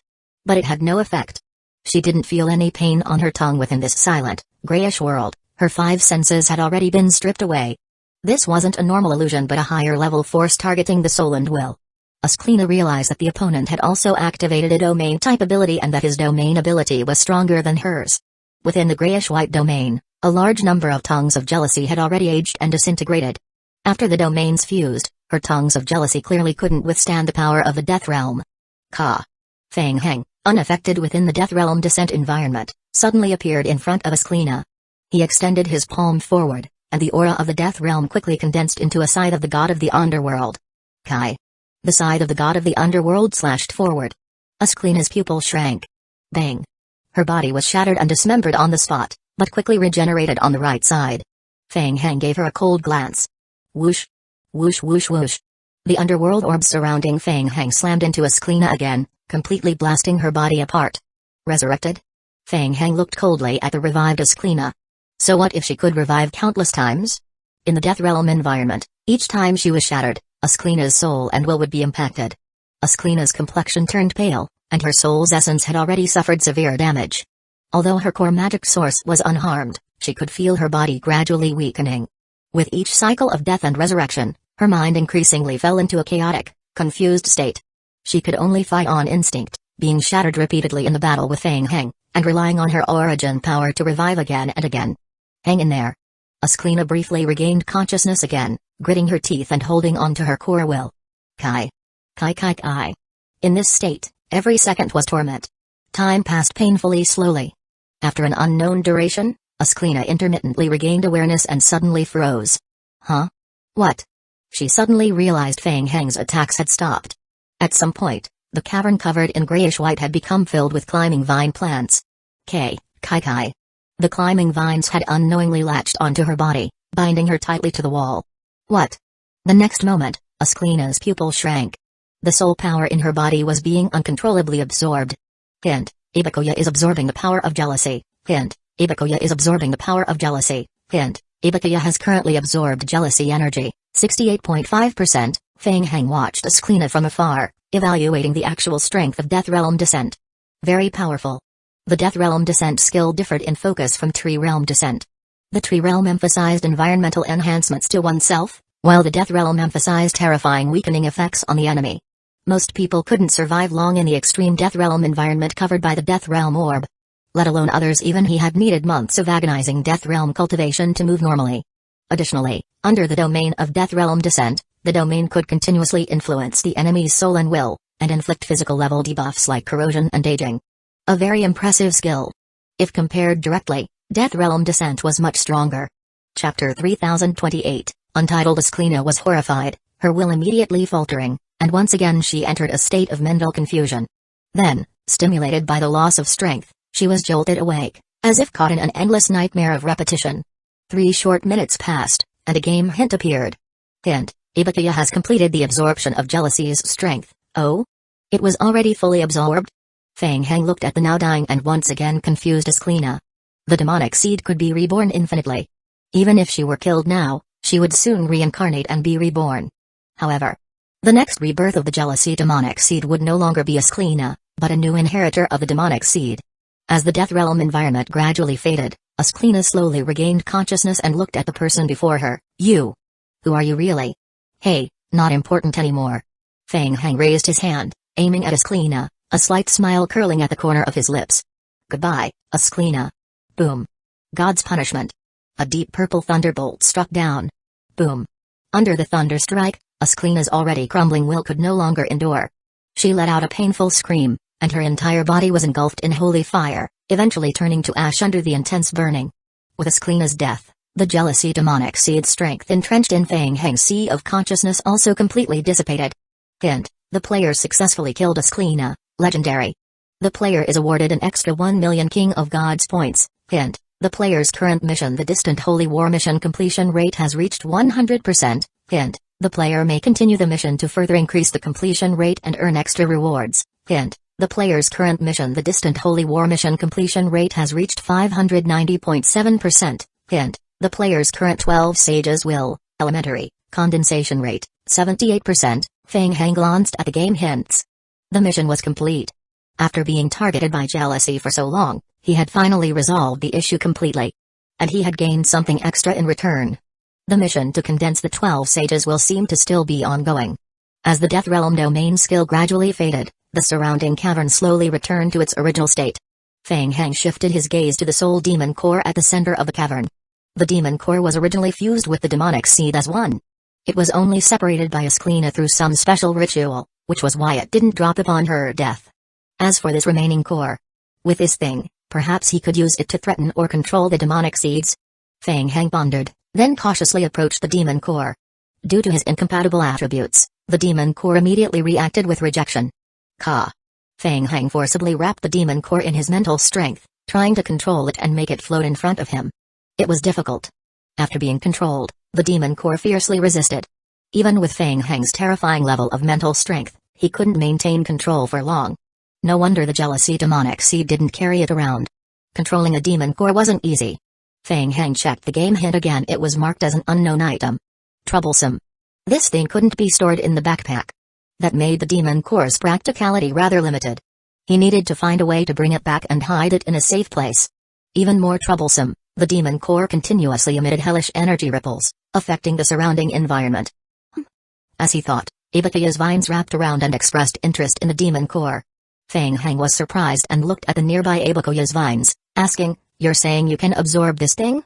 That would be good. If it could be absorbed, then go ahead, it would save a lot of trouble later on." Kai. With Fang Heng's approval, Ibukiya excitedly wrapped the Demon Core with layers of vines. Then, dense, tiny thorns emerged from the vines, piercing into the outer shell of the Demon Core and greedily absorbing its energy. Hint: Ibukiya is absorbing unknown energy. Hint: Ibukiya's current experience points are increasing. Since Ibukiya's current level has reached its maximum, excess experience points will enter the storage area. It really could absorb it. Fang Heng checked the mission description again. This Demon Core belonged to the Wrath demonic seed. In Ibukiya's mission to reach complete form, the Wrath demonic seed strength absorption had not yet been completed. However, absorbing the energy from the Demon Core did not increase the Wrath strength absorption percentage. It seemed Ibukiya could only absorb the Demon Core's energy and convert it into natural energy for its level up. A pity. But still acceptable.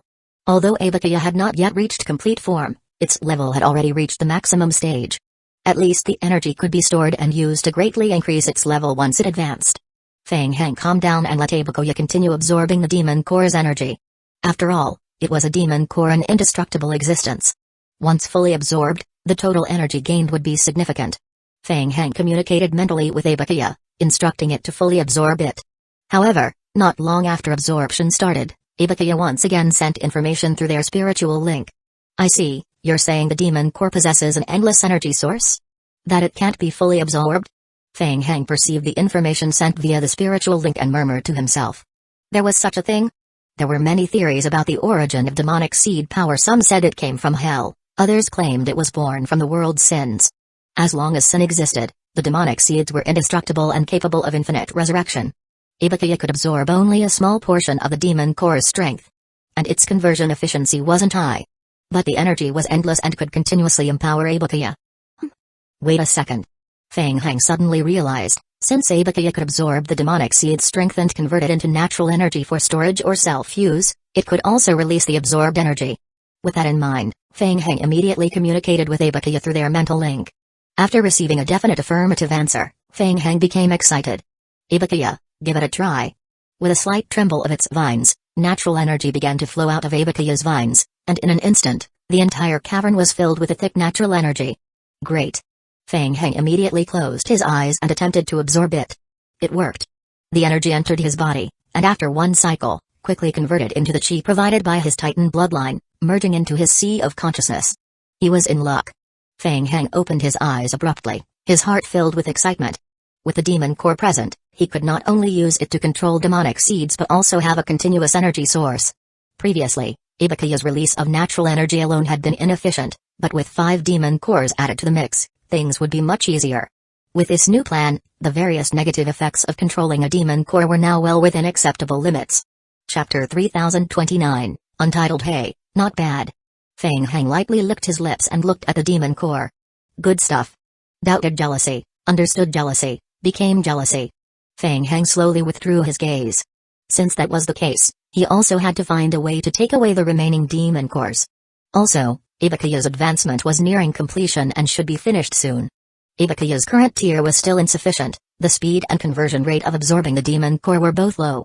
It was estimated that once he reached his complete form, the speed of energy absorption would see a significant increase. At present, the power of wrath hadn't been fully absorbed. He would first find 2 lucky demonic seeds to absorb.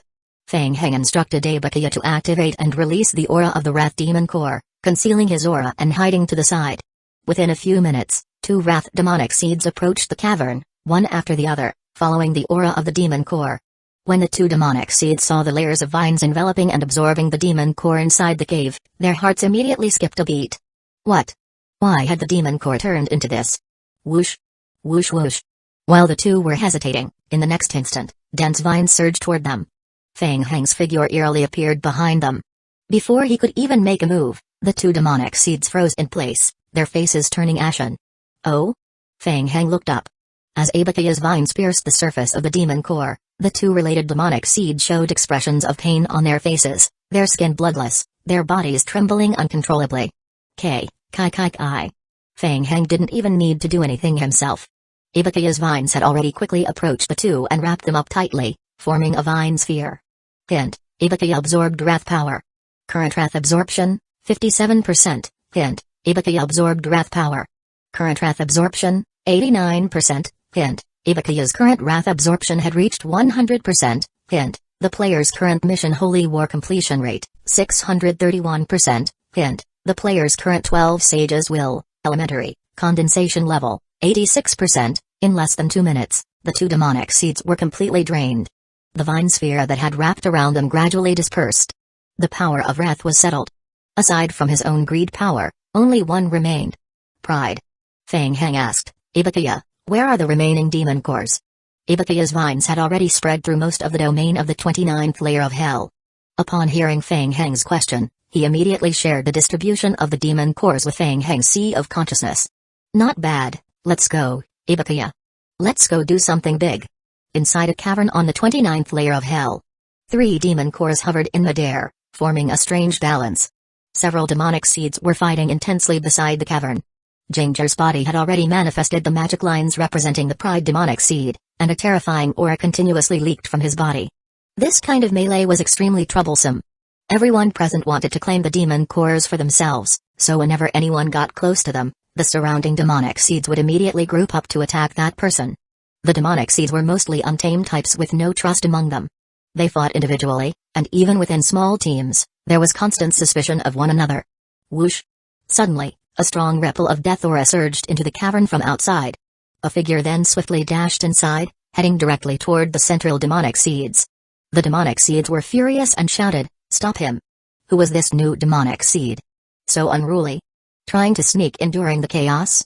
On the side, 4 demonic seeds who were previously in a heated fight immediately turned their attention to Feng Heng. HMPH. Feng Heng coldly snorted. The demonic seed charging at the front instantly turned pale and lost his combat strength. What was going on with this person? The remaining 3 demonic seeds were startled, confusion in their hearts. Whoosh! Whoosh whoosh whoosh. In the next moment, over 10 dark underworld spheres shot toward them. Bang! Bang! At first, the 3 demonic seeds didn't pay attention to the underworld spheres and tried to deflect them. But the moment they touched the spheres exploded, releasing a terrifying aura of death. What the hell? Such a terrifying energy ripple. Boom. One demonic seed's right arm, which had tried to block the sphere, was instantly corroded by aging and decay effects, creating a large hole. The black aura of death clung to the wound and quickly spread across the skin. Whoosh! Taking advantage of the 3 being forced back, Feng Heng swiftly dashed forward, appearing beside the 3 hovering demon cores in the center of the cavern. Not good. He was about to take the demon cores. Everyone's heart sank. No one expected the sudden appearance of Feng Heng to possess such terrifying strength. He had already reached the demon cores in the blink of an eye. Several demonic seeds immediately charged toward Feng Heng, their eyes locked on him, trying to block him. HMPH. Feng Heng swept his eyes coldly over them. Without any movement, he simply snorted and formed an imprint with his hands. Tree Realm Descent. As a rapidly spinning magic array appeared beneath Feng Heng's feet, dense vines burst out and immediately surged toward the 3 demon cores. All the demonic seeds revealed expressions of fear. It was over. They wouldn't make it in time. In the span of a single breath, the dense vines had already entangled the 3 floating demon cores. Chapter 3030, condensing as the vine entangled the demon core, all the demonic seeds in the cavern simultaneously turned pale, their figures swaying. Boom. Boom boom boom. In the next moment, the underworld orbs hovering around Feng Heng automatically lunged at the pursuing demonic seeds, blasting them away one by one. This. Jinger stood not far away. At that moment, his face was deathly pale as he stared at Feng Heng, his eyes flickering with undisguised shock. What on earth was that strange vine? The demonic seeds had tried touching the demon core before, but they were simply unable to draw power from it or absorb it in such a short time. Even though they shared the same origin, they couldn't achieve that. But those vines seemed to possess some kind of ability similar to the tongues of jealousy belonging to a Sklena. They could influence the demonic seeds through the demon core. At this moment, the hellish aura within Jinger's body was in chaotic disarray. Just trying to maintain a combat state was draining. Out of his full strength, he could only exert half at most. Jinger stared hard at Feng Heng. He knew very well that those strange vines were controlled by Feng Heng behind the scenes. Now, let alone being reduced to half his peak strength, even in his prime, he wasn't confident he could defeat Feng Heng head-on. Kai. While he was still in shock, Ibakaya's vines seemed further provoked and surged out madly, chasing after the blasted demonic seeds. 2 slower ones were immediately caught and tightly wrapped by the vines, becoming giant rice dumpling-like bundles with no hope of escape. Go. Xuanyufai was also suppressed by the demon core but regained her composure faster than Jinger. Seeing the scattered demonic seeds and the frenziedly pursuing vines, she tugged at Jinger and said coldly, "If we don't leave now, it'll be too late. Move." Gritting his teeth, Jinger forcefully suppressed his demonic aura and erupted with power for a short burst, escaping the cavern with Xuanyufai immediately.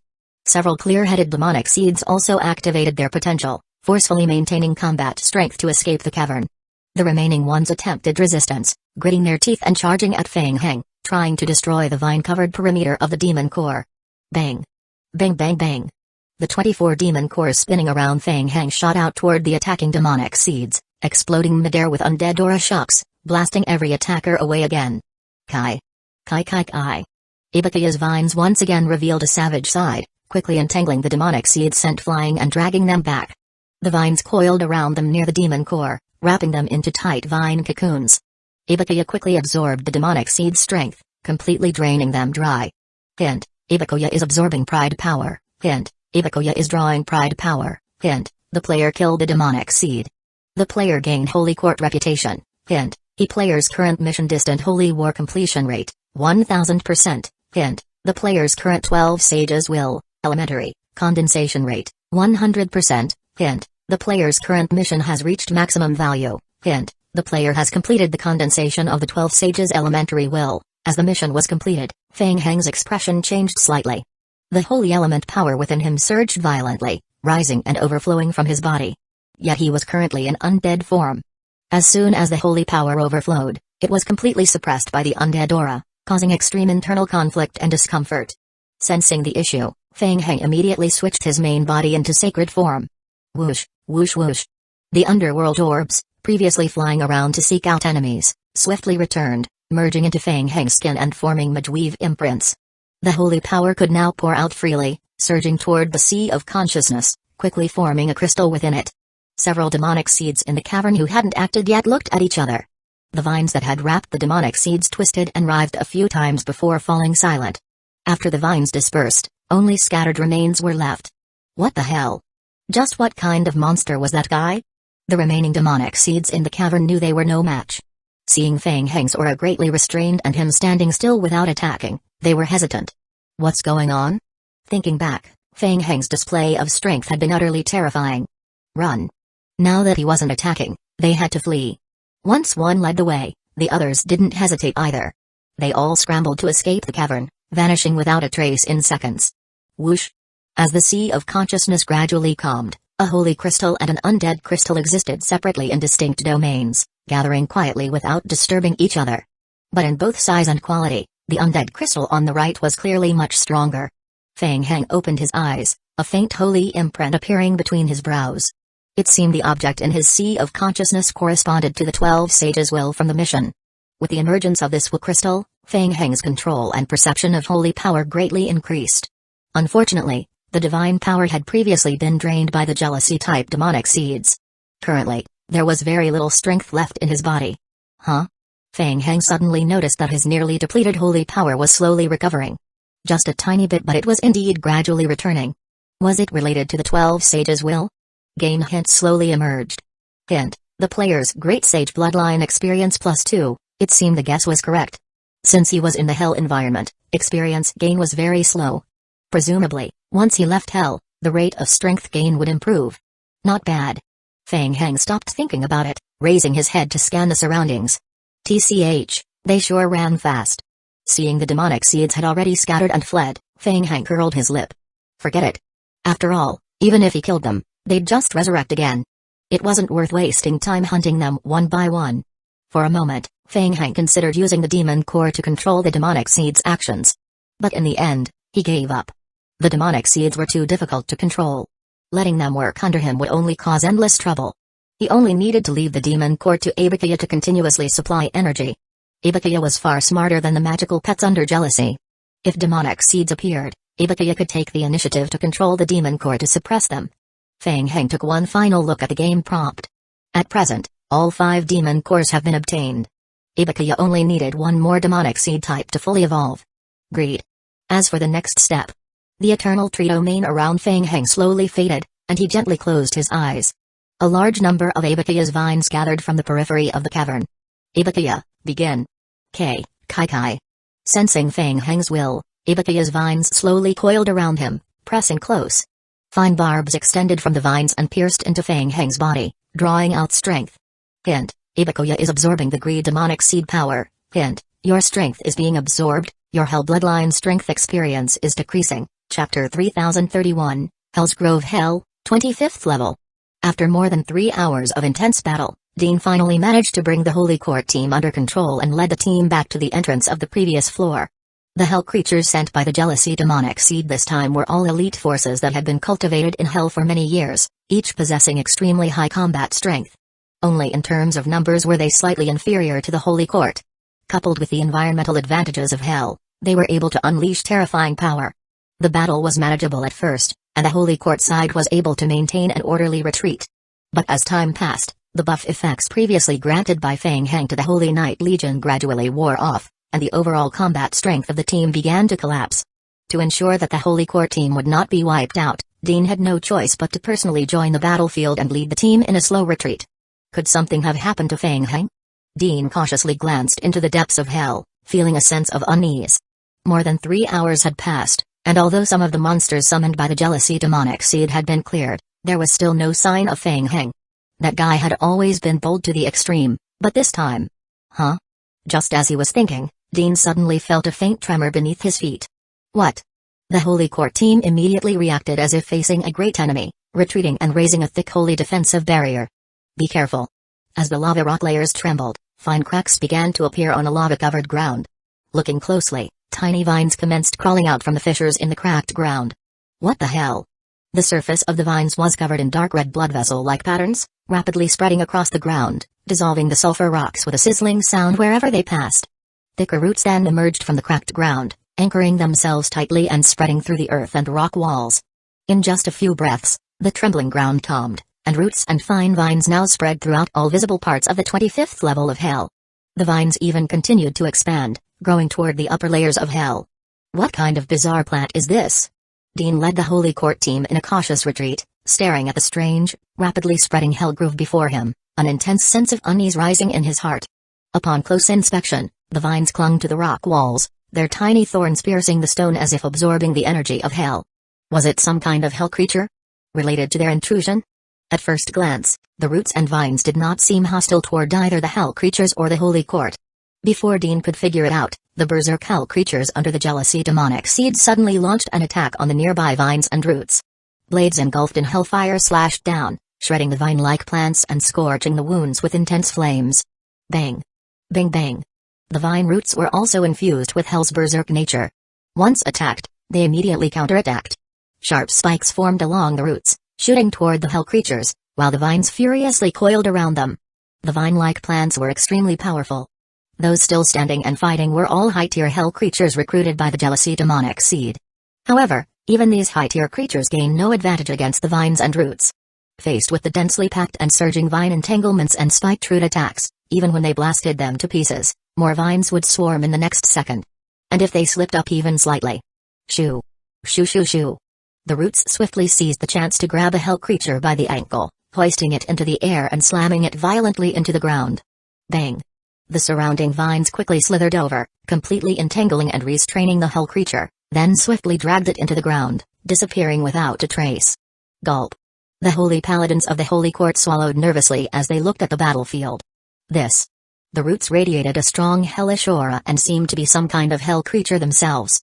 Why were they fighting among themselves? Be more cautious. Dean didn't dare let down his guard and led the Holy Court team to shrink back into a corner. Hell was not only vast but seemingly bottomless. The Holy Court's records only went as far as the 55th floor. There was still too much they didn't understand about hell, and he couldn't be sure what these bizarre vine-like creatures were. Great Sage, the situation here isn't right. Should we retreat? Yes. Dean nodded lightly. While the vine showed no hostility toward them, it was best to get as far away as possible and watch the hell creatures and hell vines entangle and kill each other from a safe distance. Just as Dean was about to lead his team away, he frowned and looked to the right. Within a dense grove of vines, Ginger and several demonic seeds quickly darted through the vine forest formed by Aizen, heading swiftly toward a predetermined hell exit, coming face to face with the Holy Court team. Both sides were cautious but tacitly refrained from making a move. Ginger wore a dark expression, his mood at rock bottom. From the aura emanating from them, it was clear that the restrictions left by the jealousy demonic seed had already been removed. They would no longer be bound by jealousy asclena. But thinking about how the demon core had been seized by Fang Hang at the final moment, Ginger felt a surge of fury. He would remember this. If he ever had the chance in the future, he would definitely seek revenge.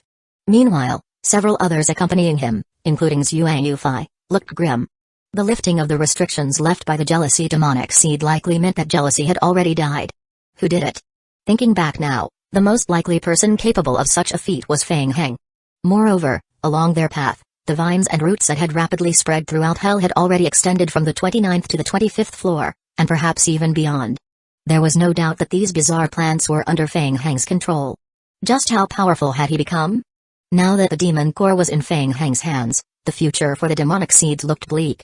Meanwhile, on the 29th floor of hell, Ibukiya's vines swiftly gathered the 5 demon cores, tightly entwining them at the center, continuously absorbing their strength through the vines and taking root within hell, rapidly spreading throughout floors 20 to 34. Fang Hang slowly opened his eyes. Hint, Ibukiya has advanced to complete form. Hint, Ibukiya is undergoing level conversion. Hint, Ibukiya complete form, level 277, because Fang Hang's soul had already been bound to Ibukiya. As Ibukiya's level increased, Fang Hang's sea of consciousness was once again nourished. A surge of powerful soul energy flowed into his consciousness, continuously soothing and strengthening the very core of his soul. Chapter 3032, Complete Form. A tremendous strength surged into the sea of consciousness. Fang Hang dared not be careless. He immediately stopped, closed his eyes, and focused his mind to control the power. As the strength surged through him, the sea of consciousness expanded once again. It took more than 2 hours before Fang Hang completed the process, organizing and expanding his sea of consciousness, fully absorbing the soul power that came from Ibukiya. Fang Hang opened his eyes again and checked the game hint. After advancing to his complete form, Ibukiya had completely changed his attributes, forming Hell-type power, which, when combined with his original nature-based abilities, resulted in a dual-type ability. The most significant change was in his adaptability to Hell. Previously, Ibukiya mainly leveled up by spreading his leaves, absorbing the sun's power and fusing it to form natural energy, gradually leveling up over time. Now, Ibukiya was able to absorb Hell attribute power as well.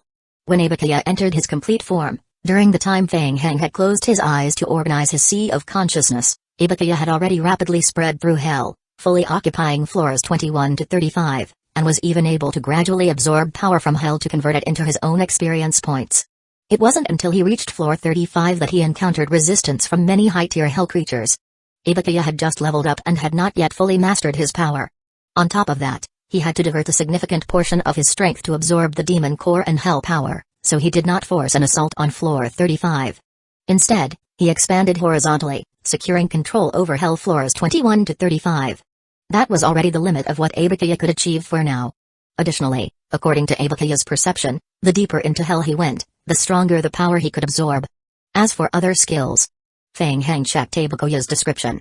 Sacred Tree, Ibukaya, Level, Complete Form, Additional Skills, Dual Attribute, Absorption, Energy Barrier, Nourishment. Surprisingly, the number of skills had decreased compared to before. How do you feel, Ibukaya? Very good. Ibukaya transmitted a feeling of joy. The complete form was Ibukaya's true combat state. According to the emotions conveyed by Ibukaya, he felt overwhelmingly powerful and eager to test his strength. After a detailed exchange, Fang Heng learned that most of Ibukaya's abilities were no longer presented as formal skills, but rather directly manifested during combat. In the past, enemies entangled by Ibukaya's vines might have been able to break free. But now, after leveling up, Ibukaya could infuse hell demonic seed energy into his vines, greatly enhancing the effect. I see. Fang Heng narrowed his eyes and asked, then, compared to that other power? He was referring to the entity that had been continuously absorbing Ibukaya's energy. Ibukaya immediately sent back a response. After the advancement, Ibukaya was now able to trace back the source of the power absorbing his energy. He could locate the enemy and even felt confident enough to try to break free from it. But he wasn't sure if he would succeed. No rush. Hold steady, slow down the energy absorption rate, and don't let them notice anything unusual for now. The source absorbing Ibukaya's strength was likely the elves. Fang Heng thought to himself that there was no need to rush into action. He had to use this opportunity to locate the elves and find the missing clearway. The elves dared to target him, he had to make them pay the price. As for the other scattered demonic seeds, Fang Heng wasn't concerned. If anyone tried to take back the demon core, they'd likely be killed and absorbed by Ibukaya. Fang Heng decided to leave Ibukaya behind for now and began heading back upward. Floor 19. The Holy Court team had just retreated to the 19th floor. The last battle had been grueling. That terrifying plant entity at the end left everyone traumatized. Only when they retreated to floor 19 did they finally escape the vine coverage, and Dean could breathe a little easier. The group began to recover slightly. Dean was now very worried about Fang Heng. He thought, if Fang Heng didn't show up soon, he'd go into the depths of hell alone to find him. But no matter what, the Holy Court team could not continue any further. If the hell plants moved, he couldn't protect all the Holy Court soldiers by himself. Fang Bei the Great Sage. Dean was still thinking when he heard the shouts from the Holy Court members nearby and suddenly felt a jolt in his heart. He looked up in the direction of their gaze and saw Fang Heng returning from the passage below, and finally felt a wave of relief. At last. The heavy burden in his heart was finally lifted. As long as Fang Bei was safe, they could now retreat safely with the full team. Dean wasn't sure what had happened down there, but he had a gut feeling that the strange hell plants were connected to Fang Heng. He needed to ask what exactly had happened down below. As Fang Heng approached, Dean suddenly realized something. The words he was about to say got stuck in his throat. His eyes were locked on Fang Heng, his face full of disbelief. What? Between Fang Heng's eyebrows the imprint that symbolized the will of the 12 sages. Fang Bei the Great Sage, you just... Thanks to your help, Great Sage Dean. Fang Heng raised his hand, signaling the Holy Court members who were bowing to stand up. He nodded and said, I'm fine. Asklina was powerful. It took some time to deal with her. I'm just glad everyone is okay. Ah, that. Dean opened his mouth. But that wasn't what he wanted to ask. Then, when he heard that Fang Heng had taken down the jealousy demonic seed, he froze again. Dean asked, what did you say just now? You eliminated the jealousy demonic seed? Yeah, it took a lot of effort, and a bit of luck too. Fang Heng said, but the demonic seeds can resurrect infinitely. So it's more like a temporary solution. It will come back. Dean fell silent, staring at Fang Heng with astonished eyes. Luck? Was it just luck? This guy must have come prepared. The Holy Court had some knowledge of what had been going on in hell. The demonic seeds had been fighting among themselves. The jealousy demonic seed had used some kind of ritual to absorb the strength of other demonic seeds, greatly boosting its power. Among all the demonic seeds, the jealousy seed Asklina had been the strongest. And yet, she had been killed by Fang Heng? No wonder Fang Heng had managed to condense the will of the 12 sages. Dean suddenly understood Fang Heng's motivation on this trip. As he looked at him again, His eyes were filled with admiration. Come to think of it, divine punishment powers were perfectly suited for this kind of targeted assassination mission. Dean sighed inwardly. They, a few old hometown buddies, had spent so many years in the Holy Realm, their fighting spirit completely used up, yet they still hadn't completed the condensation of the initial will. In contrast, Fang Bei, the newly promoted Great Sage, was fearless and reckless, still full of that boldness. Wasn't this exactly how one succeeded by pushing through? Chapter 3033, Separation. That said, putting himself in Fang Heng's shoes, even if he and Fang Heng had swapped abilities, Dean was certain he wouldn't have had the strength, nor even the willpower, to venture into hell and cause trouble for the demonic seed of jealousy. Dean looked at the admiration in his eyes, gradually turning into respect. He nodded slightly and praised, Great Sage Fang Bei has done another great service for the Holy Court and its followers. By the way, you saw those plants in the lower levels of hell just now, didn't you? Do you know what they are? Not sure, but these plants absorbed part of the demonic seed's power during the battle, and may have undergone mutation. Fang Heng did not wish to dwell on this topic. He glanced around and said, Great Sage Dean, now that Asklina is dead, our mission in hell is complete. Staying here consumes too much power. Let's return to the Eternal City. All right. Dean had the same thought. Hearing Fang Heng's suggestion, he immediately signaled for the Holy Court team to retreat. The Holy Court's mission in hell had ended, and everyone began their return. Fang Heng and Dean stayed near the rear of the team, cautiously guarding against any pursuers from the depths of hell. Fang Bei, the initial condensation of the 12 Sages' will was just the beginning of advancing to the 12 Sages. To fully complete the advancement, our next step is to return to the Holy Temple in the Holy Realm.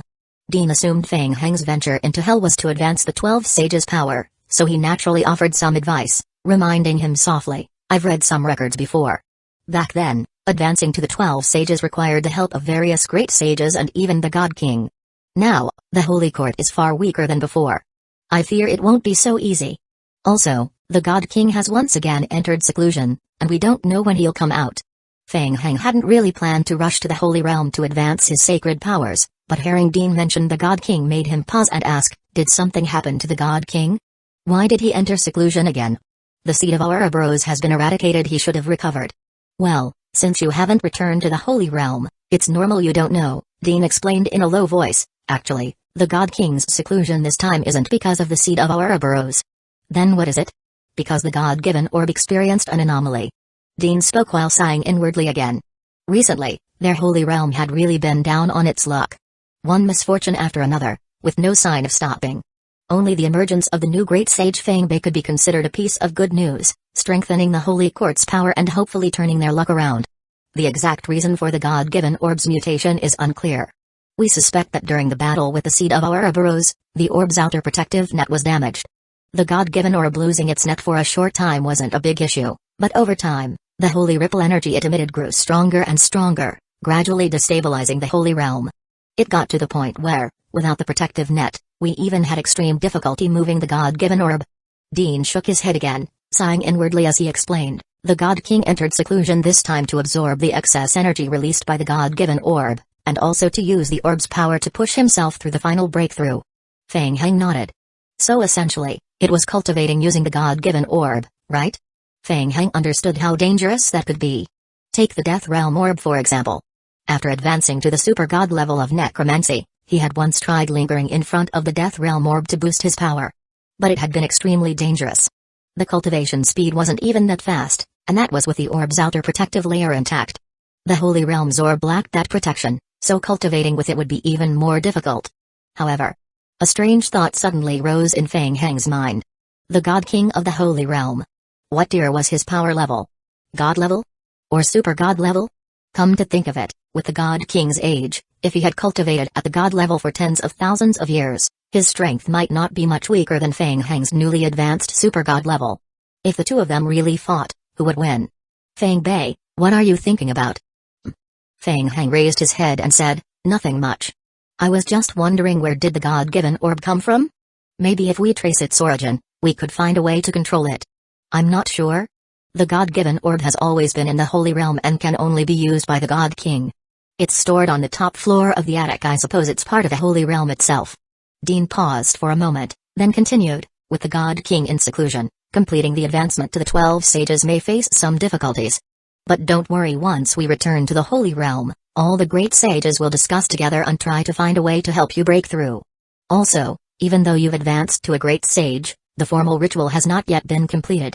We can take this opportunity to conduct the ritual. Currently, the Holy Court's reputation among humans was declining. This victorious expedition into Hell had helped boost morale a bit. If they could also introduce a newly advanced, powerful great sage, it would be a great chance to restore their reputation. No, Great Sage Dean, I have some other matters to deal with, so I won't be returning to the Holy Court just yet.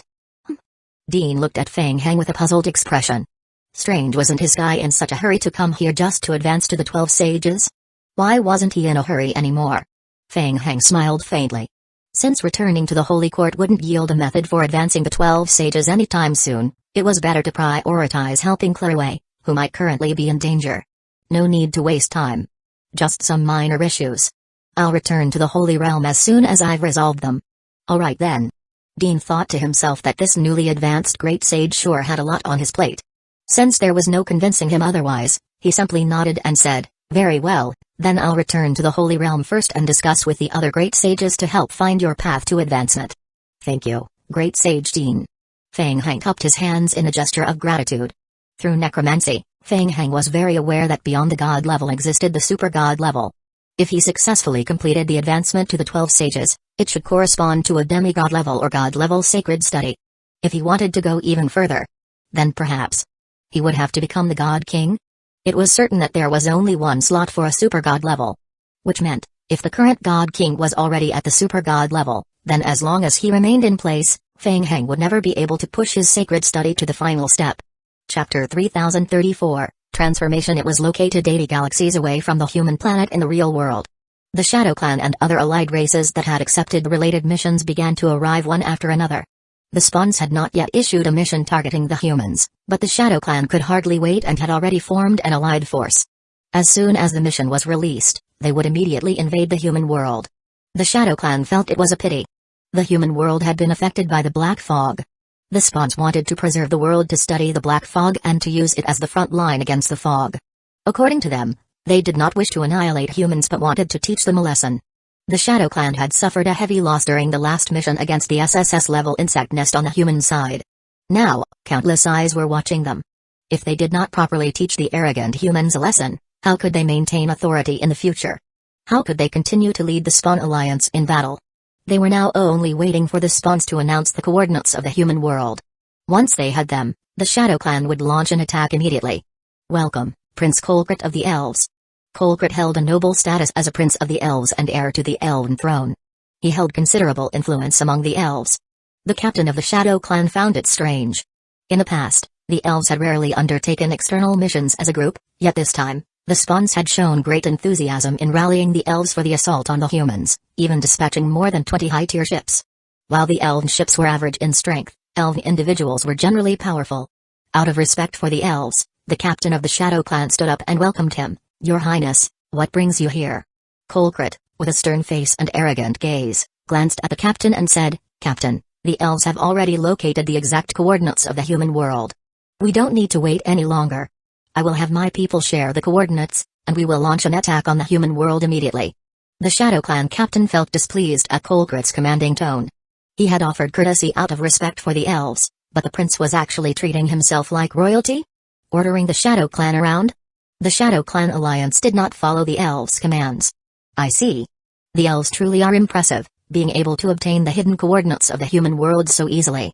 The Shadow Clan captain's expression turned cold as he offered a faint compliment and continued, but are the elves sure the coordinates are accurate? Of course. We've already tested entry into the human world and confirmed the humans are indeed living there, Colquitt replied coldly. In exchange, once the human world is conquered, the elves will search for something there.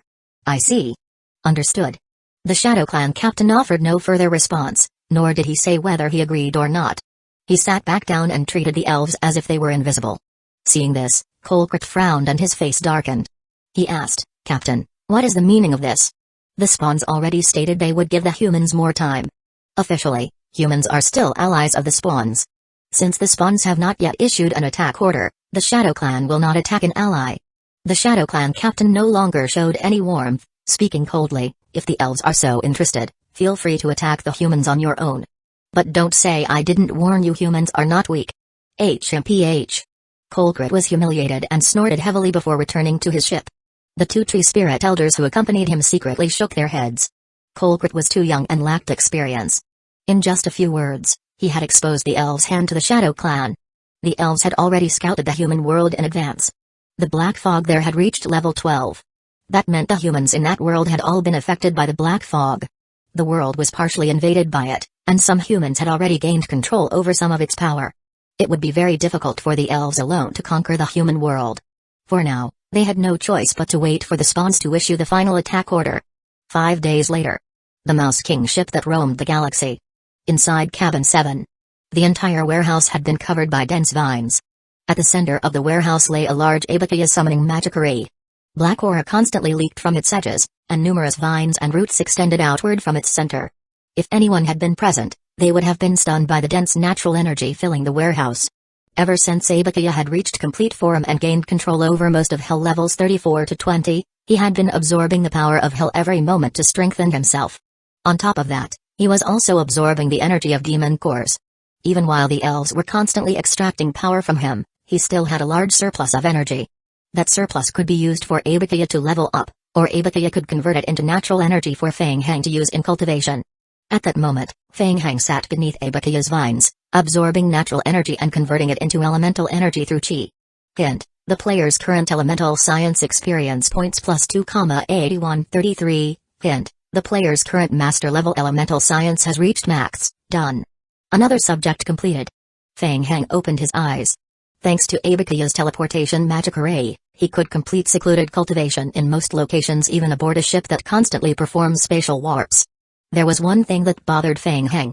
Since leaving the human world and entering the galaxy, the operation of Abakia's magic array had been affected slightly, becoming a bit sluggish. Overall, it didn't cause much trouble. Another thing was, while operating the magic array, Fang Hang noticed threads of black fog aura leaking from it. It was the same aura as the in-game black fog. Strangely, this aura hadn't appeared before when operating the array. Fang Hang had inspected it but found no anomalies, so he simply let it be and focused on cultivation. That was enough for today. Fang Hang stood up and left the cabin. By his estimation, they should be able to locate the elven fleet in the next couple of days. Outside the cabin, 2 guards from the Flying Squirrel clan had been waiting. When they saw Fang Hang, they nodded respectfully. "Mr. Fang, Captain Kappa invites you to the main control hall." "All right, lead the way." Through directional tracking, Abakia had confirmed the source that had been extracting his power. However, due to most of the spawn system functions on the human ship being disabled, they could not link the elves' real-world coordinates to the spawn network's virtual positioning. Simply put, they couldn't use the spawn transition ability to go directly to that world. Chapter 3035, Water Star. If he wanted to reach the elves, he could only take a more direct approach following the direction sensed by Abakia, transitioning bit by bit over a certain distance, slowly getting closer to the actual domain of the elves, until he finally located their true position in the universe. But there was considerable risk in doing so. Currently, the Shadow Clan and all major races harbored great hostility toward humans. The spawns were also extremely dissatisfied with humans. A large human fleet making continuous transitions in outer space would have a high chance of being detected by hostile races and attacked. A large fleet encountering battle in deep space was not within Fang Hang's premonition. If luck turned against them and the enemy locked onto their position in advance and interfered with their spatial transmission, the losses would be even greater. Besides, after entering the elves' domain, Fang Hang had no intention of initiating a battle right away. After some planning, the Flying Squirrel clan ultimately stepped forward and lent their King-class small spaceship to Fang Hang, allowing him to travel across the Star Sea straight toward the elves. The ship used spatial folding technology in the Star Sea, constantly warping back and forth through space, gradually approaching the world of the elves. After all, the Flying Squirrel clan had not offended the Shadow Clan or the spawns. Of course, the Flying Squirrel clan was also taking a huge risk. But considering the generous reward offered by Fang Hang, the Flying Squirrel clan felt confident. Captain Kappa of the Flying Squirrel clan scratched his head. He just couldn't quite understand it. Humans could happily mine ores, why go mess with the elves? Considering that Mr. Fang had always been profit-driven. Could it be that there were richer mineral deposits on the elves' side? The main control room of the ship opened. "Mr. Fang." When Kappa saw Fang Hang, a smile immediately bloomed on his face. In the face of a major patron, Kappa put on his best grin. "We are already near the point you perceived as the elves' world. If all goes well, In about 10 minutes, after our next spatial warp, we will enter the elves' alert zone. At that time, we may encounter elves and will need to prepare cautiously. Alright. Good work. Fang Heng perked up slightly and looked out the alloy glass window into the star sea. The journey had taken nearly a week, but they had finally found the location of the elves. Also, Mr. Fang, we just received a message from the main base, and it's for you. A Flying Squirrel clan assistant respectfully walked over and handed a letter to Fang Heng. Fang Heng quickly opened the letter and scanned through it. His brows furrowed slightly without him noticing. It was an urgent message from the Human Federation. The Federation fleet had detected a large number of ships gathering in external galaxies, very likely targeting their world. At the same time, the Spawns had also issued an ultimatum, demanding that the Western District Federation complete the Tier 1 construction of the Star Map Control Base within 7 days, otherwise, they wouldn't guarantee what might happen. Kappa said, Mr. Fang, our Flying Squirrel clan's mission system has not yet been blocked by the Spawn's mainframe. We just checked and found that the Spawns have released a mission targeting humans. The Shadow Clan has already led various allied races to accept the mission and is gathering to strike against the human world. The Shadow Clan again. What a troublesome group. Fang Heng felt annoyed and asked, how long would it take us to get back? The ship has a lock on the human world's coordinates. If we transition directly, it will take 12 hours. Let's continue. There's still time. Let's first check out the elves. Fang Heng thought for a moment and had someone send a reply back to the base, telling the fleet not to worry, he would find a way to return within 7 days. Understood. A few minutes later, as the spatial folding transition began again, golden light blossomed ahead of the ship. Bzzzzz. Moments later, with the transition complete, the light ahead dispersed completely, revealing a new star field. The world of the elves? Fang Heng looked out the alloy glass from the main control room, observing the external scene. After a spatial warp, they had entered a new star field. Ibakaya, which planet do the elves inhabit? Not clear. Fang Heng's brow furrowed slightly. According to Ibakaya's feedback, the elves' world was within the domain of this star field, but its source was being affected by some kind of shielding force, causing a deviation in Ibakaya's positioning. The target pointed to a non-existent location. Is that so? Fang Heng murmured to himself. As they drew closer to the life form tied to the source of the siphoned power, Ibakaya's perception of the enemy became even clearer. According to Ibakaya's premonition, its current strength was still a notch below the enemy's. Slightly weaker. However, Ibakaya sensed that the opponent's abilities were rapidly declining. Meanwhile, its own strength continued to grow through the constant absorption of Hell's power. As one fell and the other rose, even if they did nothing, in a few more years, the balance of power would reverse completely. Captain Kappa of the Flying Squirrel clan noticed something and made a sound of surprise. He immediately signaled his subordinate ship operator to call up search information in the spawn system. Kappa, did you discover something? Kappa pointed out the window at a planet. Yes, Mr. Fang. We've been to this star field before. That planet is the gathering place of the Water Star clan. The Water Star. The Water Star clan ranks average in strength among the spawn allied races. They are a relatively peaceful race and rarely take part in combat-related missions issued by the spawns. The ship operator rapidly tapped on the console. Soon, lines of information about the Water Star clan appeared on the big screen to the right. We found that the Water Star clan recently issued a special mission, offering a large sum of money to purchase a special item called the Energy Seed. They're also recruiting scholars proficient in both natural science and ancient scripts. Kappa observed the hints on the panel and continued, yes, it seems they've had this mission posted for quite a while. Energy Seed? Fang Heng immediately sensed something unusual. He remembered that it was a type of high-energy condensation object capable of storing a massive amount of natural energy, appearing in the form of a rice-sized seed. Ibakaya could also condense into this type of seed. Interesting. Seems the Water Star clan might be connected to the elves, Fang Heng said. Kappa, take on the related gathering mission. Let's contact the Water Star clan, but don't alarm them. We'll approach through normal means. Alright. Kappa, who had feared Fang Heng might go in guns blazing and drag the Flying Squirrel clan into trouble, sighed in relief and accepted the mission. He initiated contact with the Water Star clan and sent a request to approach the planet. If a conflict could be resolved through communication, that would be best. Soon, the Water Star clan responded and provided coordinates for the ship's transition. Chapter 3036, Energy Seed. 10 minutes later, the Mouse King, flagship of the Flying Squirrel clan, landed at the Water Star clan's transition dock. Kappa looked at Fang Heng and asked, Boss Fang, your humans are currently wanted by the Shadow clan. The Water Star clan is also related to the elves. Showing up rashly might cause some trouble. You go meet them. I'll follow you. As Fang Heng spoke, his aura quickly disappeared. At the same time, his figure gradually faded in space and completely vanished from the ship. Kappa looked surprised. What an impressive ability, he had completely disappeared. Feng Heng remained in his soul form, floating behind Kappa. After reaching the super god level in necromancy, Feng Heng was already able to enter and exit soul form freely, and could even attach himself to objects for short periods in this state, completely concealing his aura. Feng Heng was very confident. Below god level strength, even those capable of observing soul forms couldn't detect his presence. Although Kappa couldn't see Feng Heng, he heard his voice in his ear. Go ahead and meet with the Water Star Clan on behalf of the Flying Squirrel Clan. I'll follow you and give you instructions. Just do exactly as I say. Alright. Okay. Kappa couldn't help but shiver. Boss Feng's methods were too unpredictable. He could stay hidden right beside someone without a trace. Kappa disembarked from the ship, accompanied by a few guards. The captain of the Water Star Clan's starport guard team, Nicole, was already waiting at the exit. Welcome to the Water Star Clan. We heard you found the energy seeds we need? Hello, we are from the Flying Squirrel Clan. I'm the ship captain, Kappa. Kappa slightly bowed. The Flying Squirrel Clan had relatively low strength among the spawns, but they were widely spread and belonged to a sub-branch of the Rodent Clan. They had a special ability in mineral exploration and excavation, and were known for holding grudges, making them a group most others didn't want to provoke. We discovered some materials that resemble energy seeds. Since we happened to pass by, we brought them here to check. If they are indeed what you need, that's perfect. As he spoke, Kappa handed over a small cloth bag Feng Heng had given him in advance. The bag contained around 400 to 500 energy seeds. It looked like a lot, but in reality, it only took Abikaya 5 minutes to condense that much energy.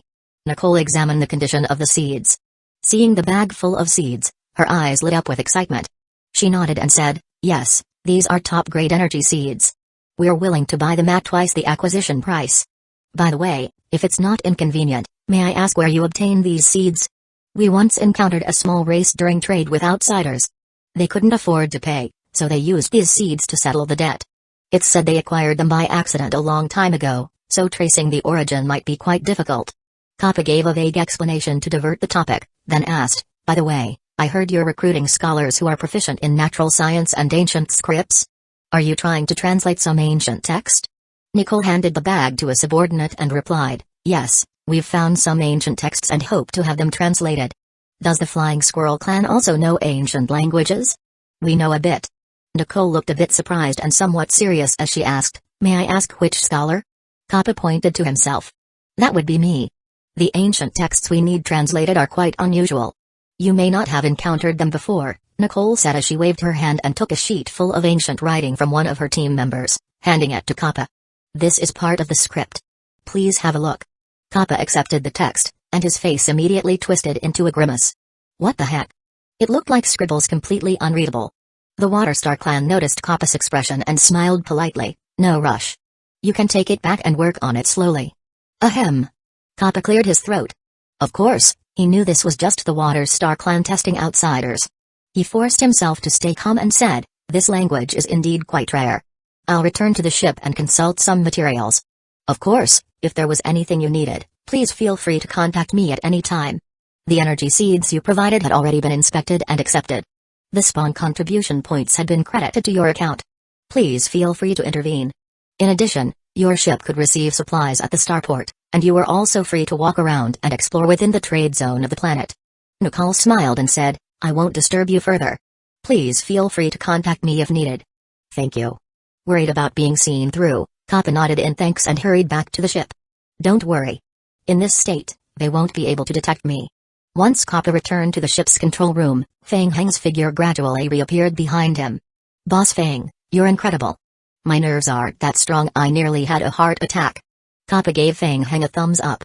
As they were speaking, a Flying Squirrel Clan operator walked over and quietly said, Captain, we've checked just now, we received 5.1 million spawn contribution points.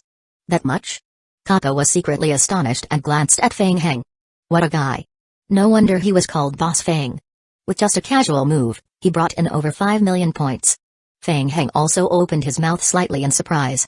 The Water Star Clan was that generous? Should he have Abikaya make more seeds and collect even more contribution points?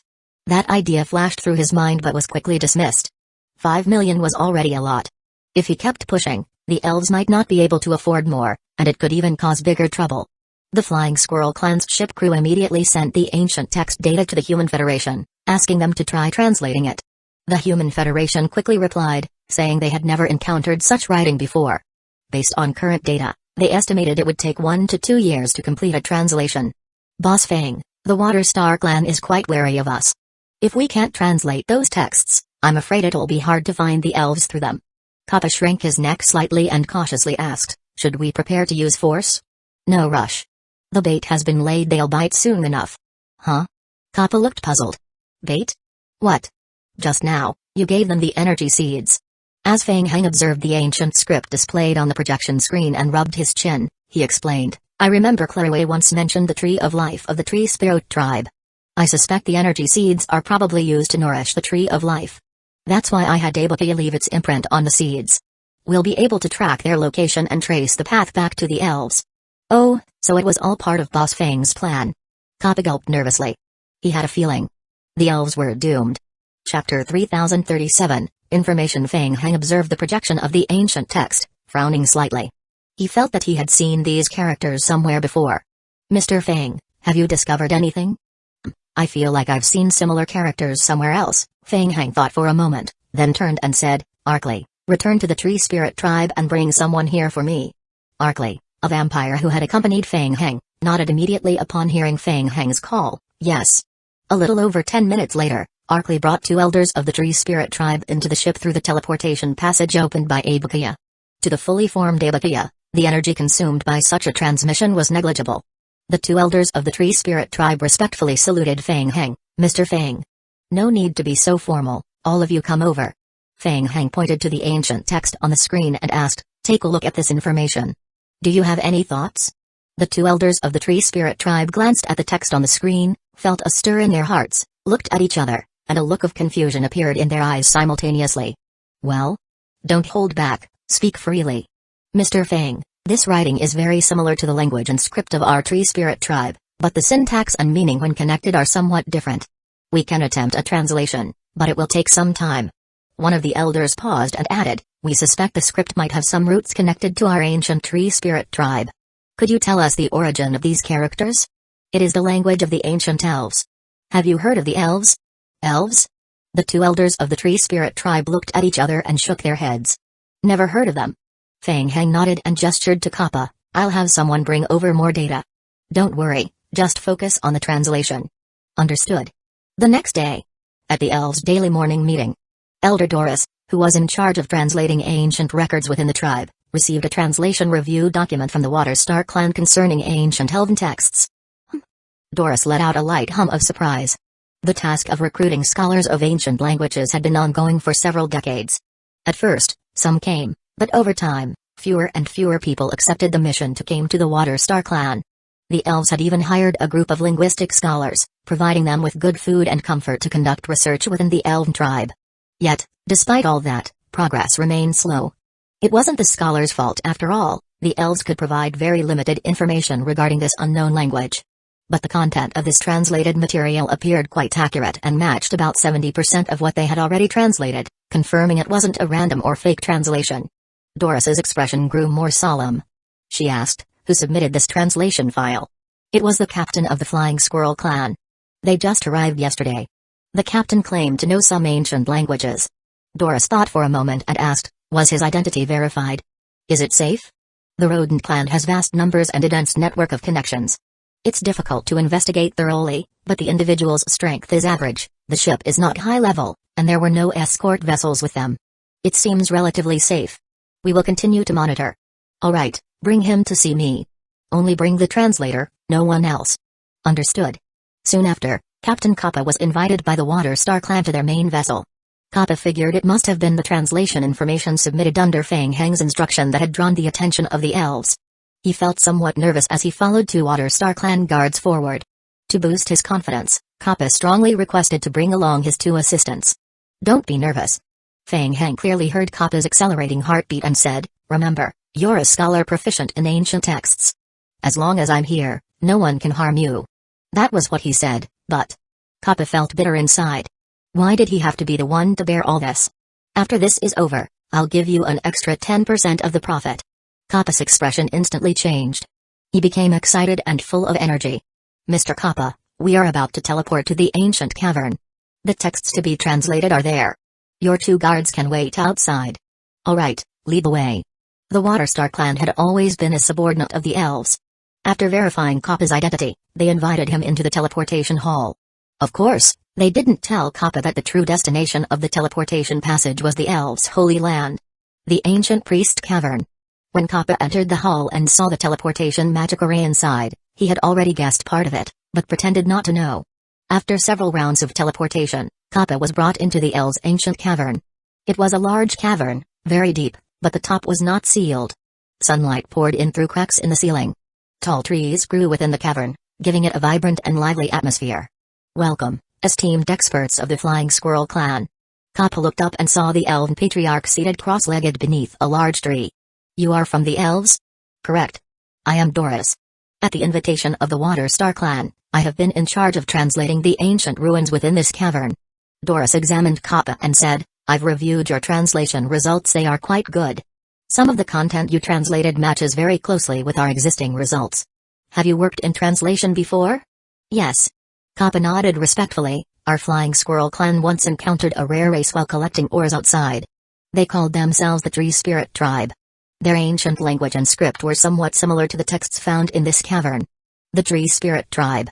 Doris murmured to herself and then looked up. Do you have any records about them? No, just some notes. And it happened several thousand years ago. Very well. I assume the Water Star clan has explained the terms to you. If you're willing to accept the mission, you'll remain here to study and analyze the information on the stone walls. You won't be allowed to leave until the mission is complete. Also, everything you see here must not be revealed to anyone outside. Can you agree to that? I understand the rules. I'd like to bring my 2 assistants inside to help with translation and recording. Also, there are some ancient tomes and translation notes from the Tree Spirit Tribe on my ship. I need to bring them as well. Alright, I'll allow your request. If you need anything, you may speak to the attendants. As long as it's not excessive, they will try to meet your needs.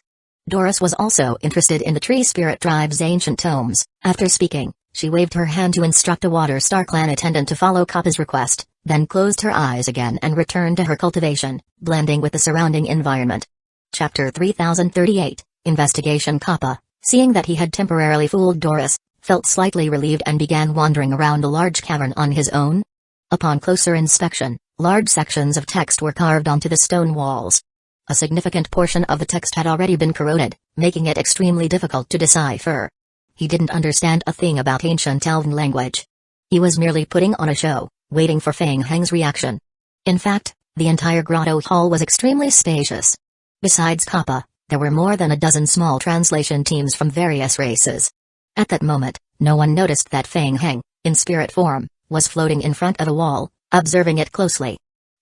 Feng Heng studied the contents on the rock wall, a thoughtful expression appearing on his face.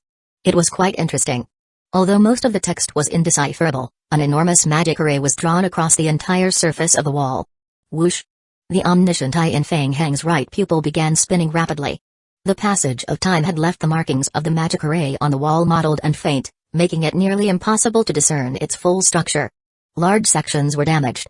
Even with the aid of alchemy and the omniscient eye, he could only roughly outline the structure of the magic array. It was an alchemical magic array related to the ancient Tree of Life. And it bore many similarities to ancient magic arrays of the Tree Spirit Tribe. It could be confirmed the elves, the Tree Spirit Tribe, the Tree of Life, and Aizen were all somehow connected. Feng Heng mentally noted down the information from several alchemical magic arrays on the murals, then, still in spirit form, flew back to Kappa and whispered in a voice only Kappa could hear, "Kappa, this place is already on the elven planet. I'll be gone for a while to look into some clues. Stay here and wait. Nothing will happen to you."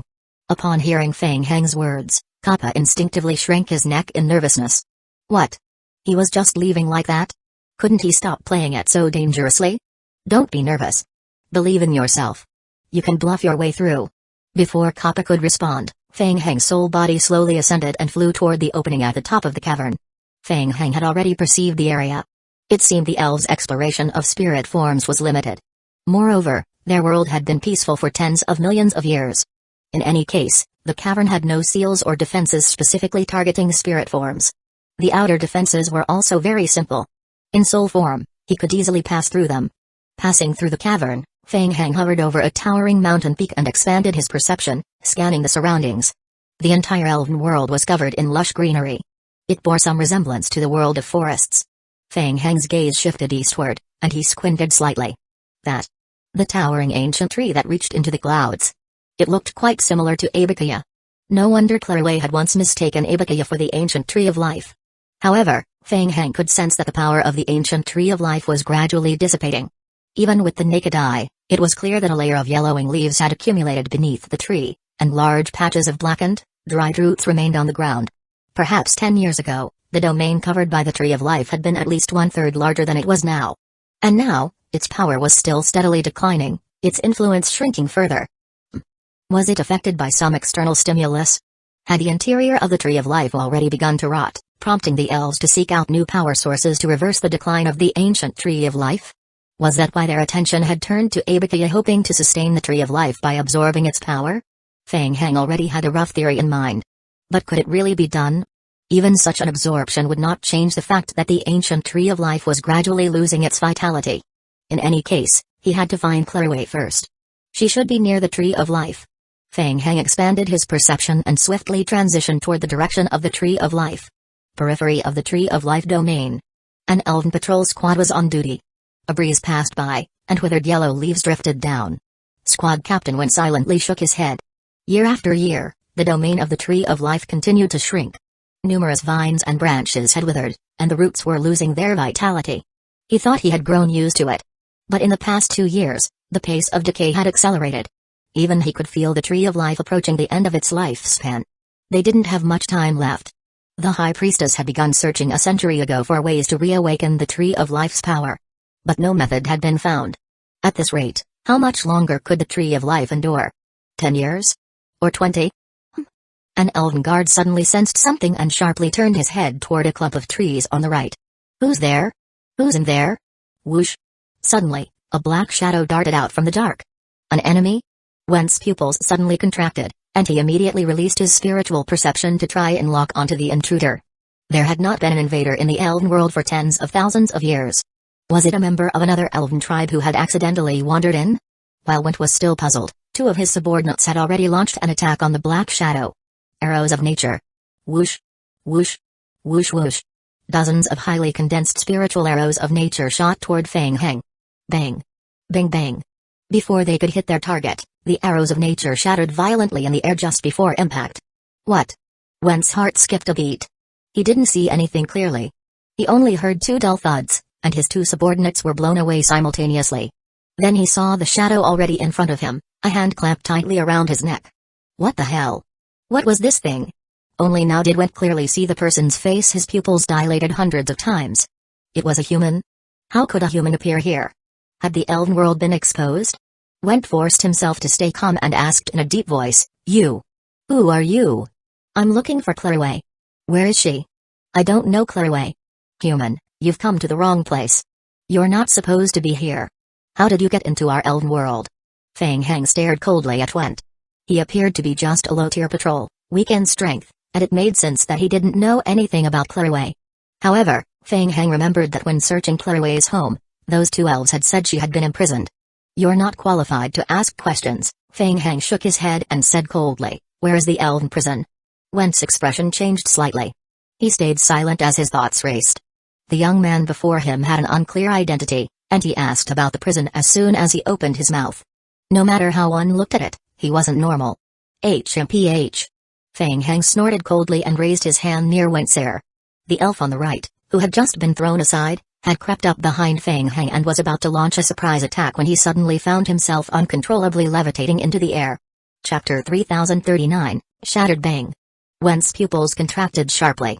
Before his subordinate could launch the sneak attack, he exploded midair into a mist of blood. And you? As Feng Hang spoke, he raised his right hand. Another elven patrol team member was lifted into the air by lifeblood power. Under the terrified gazes of the elves, blood uncontrollably flowed out from the guard's eyes, nose, mouth, and ears, slowly gathering around his neck and gradually tightening. He couldn't utter a single word. Feng Hang looked at the elven squad captain Went, and said, His life is in your hands. I'll ask one last time, where is the elven prison? Went's Adam's apple moved slightly as he replied, It's behind. Follow this path forward, then turn right at the intersection. The area of the ancient Tree of Life and the prison zone are both heavily guarded. You won't get in. Is that so? Then I won't trouble you anymore. As Feng Hang spoke, he lightly shook his head and quickly turned into a black shadow, disappearing from Went's sight. Cough, cough, cough. Went and the other escort team member immediately lost the lifeblood power's control and fell from the air, clutching their throats and coughing violently. Captain, are you alright? I'm fine. Went looked in the direction Feng Hang had disappeared, deeply shocked. What exactly was that human? His strength was terrifyingly abnormal, and he had even invaded their elven world. This was bad. Went immediately recalled Feng Hang asking about the prison and Clairway. His heart jumped as he forced himself up and said, an unknown intruder has entered our world. Let's go, return immediately, and report to the elders. Have them reinforce the prison's defenses. Yes. The two of them rushed back toward the Tree of Life. Went was gambling. He bet that Feng Hang didn't know the internal layout of the elves, so he had deliberately given Feng Hang a false route. That way, they would have time to return and report, and prepare to intercept him at the prison. Soon, Went and his companion returned to the elven camp and reported everything about Feng Hang to the head captain in charge of security. The head captain didn't know who Clairway was either. Upon hearing the news, he immediately deployed more guards to the prison and ordered a tight search of the periphery around the ancient Tree of Life, personally reporting the matter to the Elders' Council. The elders of the Elders' Council furrowed their brows deeply after hearing the report. They were naturally aware of Clairway's case. A human intrusion? And looking for Clairway. Could this be related to the newly discovered ancient Tree of Life? The elves had concealed their existence from the outside world, and yet now an outsider had come knocking. The Elders' Council dared not be careless. The senior elder in charge of Clairway's case, Elder Brand, felt uneasy and personally led a team to investigate the prison. The Elven Root prison was located deep underground beneath the Tree of Life. When Elder Brand and his team arrived, the Elven Guard squad had already strengthened the prison's defense, but no trace of the intruder had been found. Since he was there, Brand decided to meet Clairway and see if he could extract any information about the intruder from her. Clairway. The prison doors opened. Brand looked at Clairway, who was sitting in a corner of the prison cell, his eyes full of disdain. Your friend has come looking for you. Clairway heard the voice and turned around to look at Brand. She walked over and knelt before the elder. Elder, I did wrong. You can punish me however you wish, but I beg you to spare my friend. HMPH. Brand snorted coldly. Looking at Clairway and thinking of the impure bloodline flowing in her veins, he felt wrathful. Clairway, you should know how important the Tree of Life is to us. You're still alive only because you're still of use. And you still want to plead with me? What right do you have? If you lead us to the Tree of Life, we will naturally let you and your friends go. But if you continue to be stubborn, your friends will die because of you. Clairway bit her lip and said nothing. HMPH. Seeing that Clairway remained obstinate, Brand snorted again.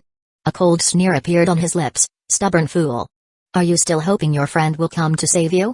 The domain of the Tree of Life is entirely under its surveillance. As long as they dare step into it, they will die. I can assure you, they'll die worse than you. Clairway's face turned pale from Brand's threats. I'm telling you, not just your friend, the entire human world will be destroyed. Just wait and see. All those friends you speak of will die before your eyes. The more Brand spoke, the angrier he became. With a sharp wave of his hand, he left with his men. Before they could leave the prison, a guard rushed in to report quietly, Elder Brand, we just finished scouting the outside area. We found no traces of human intrusion. HMPH, I figured they wouldn't dare enter the forest domain. Strengthen the defenses, continue monitoring, and report to me immediately if there's any movement. If the intruder is found, you are authorized to kill on sight. Understood. Brand's face grew darker. The front lines against the humans were hard to manage. The Spawn still hadn't issued an order for a full assault, and the elves weren't confident about winning a campaign away from home against the human world, now infected by the Black Fog. If he could eliminate the companion trying to rescue Clairway, it might break her mental defenses and force her to reveal the exact location of the Tree of Life. What Brand never expected was that Feng Hang hadn't followed the guards' misleading directions at all. After leaving the two guards' line of sight, Feng Hang quickly returned to spirit form and followed them from behind. Even more, by transferring through spiritual possession repeatedly, Feng Hang had silently hidden near them and slipped into the prison completely unnoticed. The Tree of Life was indeed very similar to Abakia, and Feng Hang knew clearly that entering its domain directly would expose him to the tree's surveillance. So instead, he chose to infiltrate. Once Brand and the others left, Feng Hang used his spirit form to enter the prison where Clairway was held. Clairway was curled up in the corner of the cell, hugging herself, trembling slightly. Clairway. Clairway. Brother Feng Heng? Clairway suddenly looked up and stood. At first, she thought she was hallucinating. But once she was sure it was Feng Heng's voice, she cried out joyfully and looked around in confusion, trying to locate the source of the voice. Clairway, I'm in spirit form right now, hidden, you can't see me. Clairway couldn't hide her excitement and nodded lightly. Then, as if realizing something, she said anxiously, Brother Feng Heng, it's very dangerous here. Leave, don't worry about me. The elves have their eyes on Aizen, they want his power to revive the Tree of Life.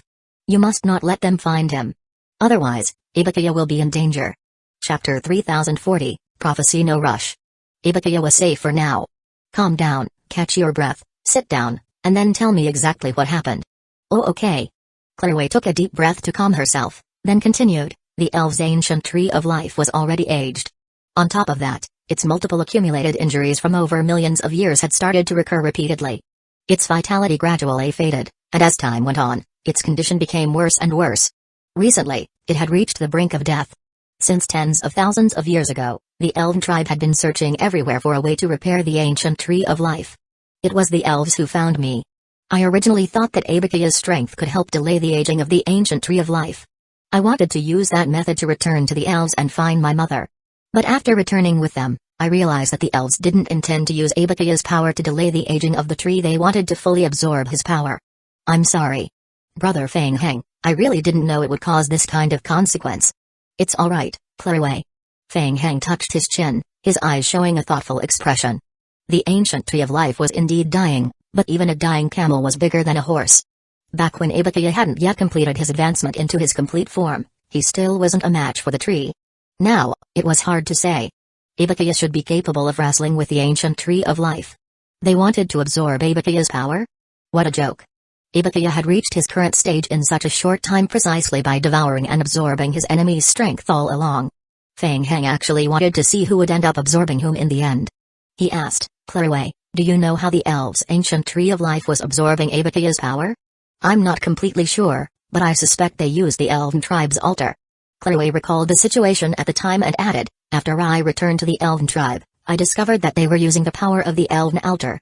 Through a piece of Aizen's vine that I had given to the tree spirit tribe, and under the influence of an ancient ritual, the elves might be able to absorb Aizen's power without even needing direct contact. Clairway felt even more guilty. She only wanted to meet her mother. She thought a small piece of Aizen wouldn't matter, but she never expected it would bring him so much trouble. Where exactly is the altar? It's within the elves' territory. After leaving the prison, go right and keep to the right side. When you see the area heavily guarded by elven sentries, there will be an illusion barrier generated by the Tree of Life. After passing through the illusion, you'll see a large magic ray. That's the altar zone. I see. I'll go take a look. As Feng Heng spoke, he narrowed his eyes slightly, quickly formulating a feasible plan in his mind. Clairway, I can't take you with me just yet. I need you to stay here a little longer, Feng Heng said after a moment of thought. Also, remember what I'm about to tell you. If they ask, this is what you'll say. As he spoke, Feng Heng leaned close and whispered a few lines in Clairway's ear. Clairway's eyes showed surprise as she listened. Say that? Could it really work? Did you remember? Clairway nodded. Okay, I've memorized it. 3 hours later. Grotto. Captain Kappa of the Flying Squirrel clan led 2 flying squirrel guards around the cavern, looking left and right. The murals on the walls looked like cryptic talismans to them. They couldn't understand a single thing. What now? They had been wandering inside the cave for more than half a day and still hadn't figured out anything. Would the elves kick them out? Kappa already sensed suspicious glances from the Waterstar clan guards stationed in the cave. Just as he was scratching his head in anxiety, Feng Heng's voice suddenly rang in his ear. Kappa, how's it going? If everything's fine, give me a light cough. Kappa's heart lifted with joy upon recognizing Feng Heng's voice. He covered his mouth and gave 2 soft coughs. Ahem, ahem.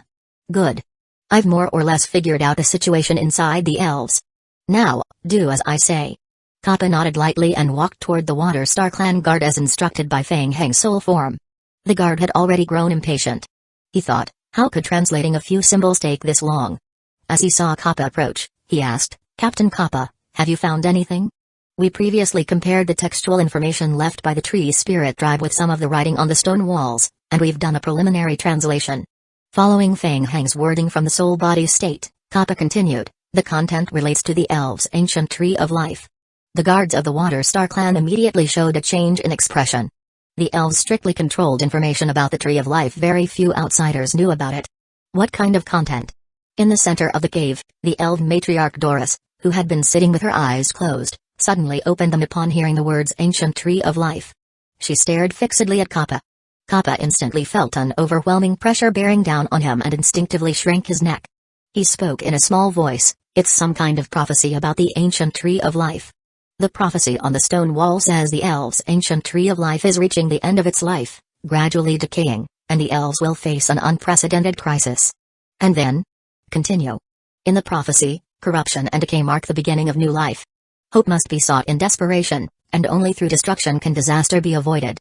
That will open the elves' future. New life. A new future."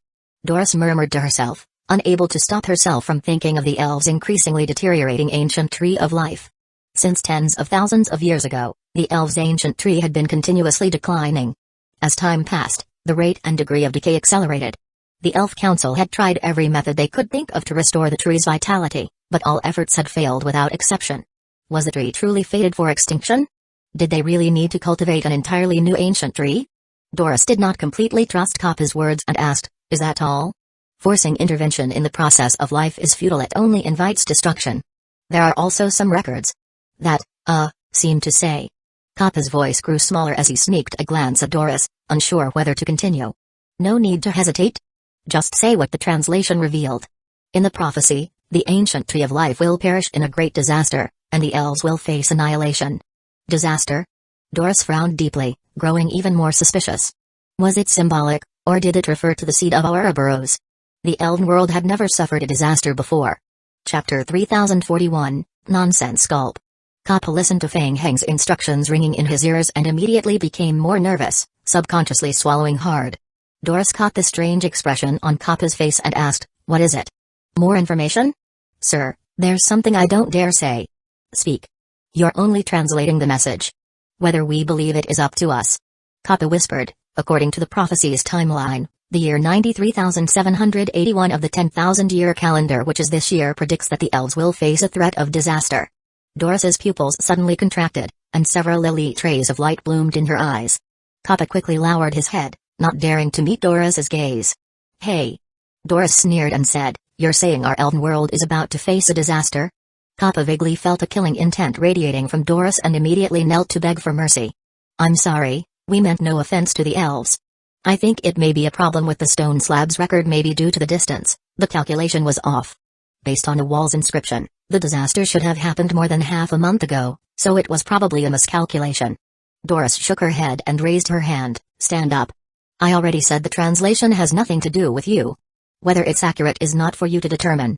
Thank you for your understanding. Kappa, you'll stay here for now and continue your translation work. I need to know the specific details of the disaster, how to resolve it, and how to fully revive the tree of life." "Understood?" Kappa quickly nodded and replied, "Yes, we'll speed up that part of the translation."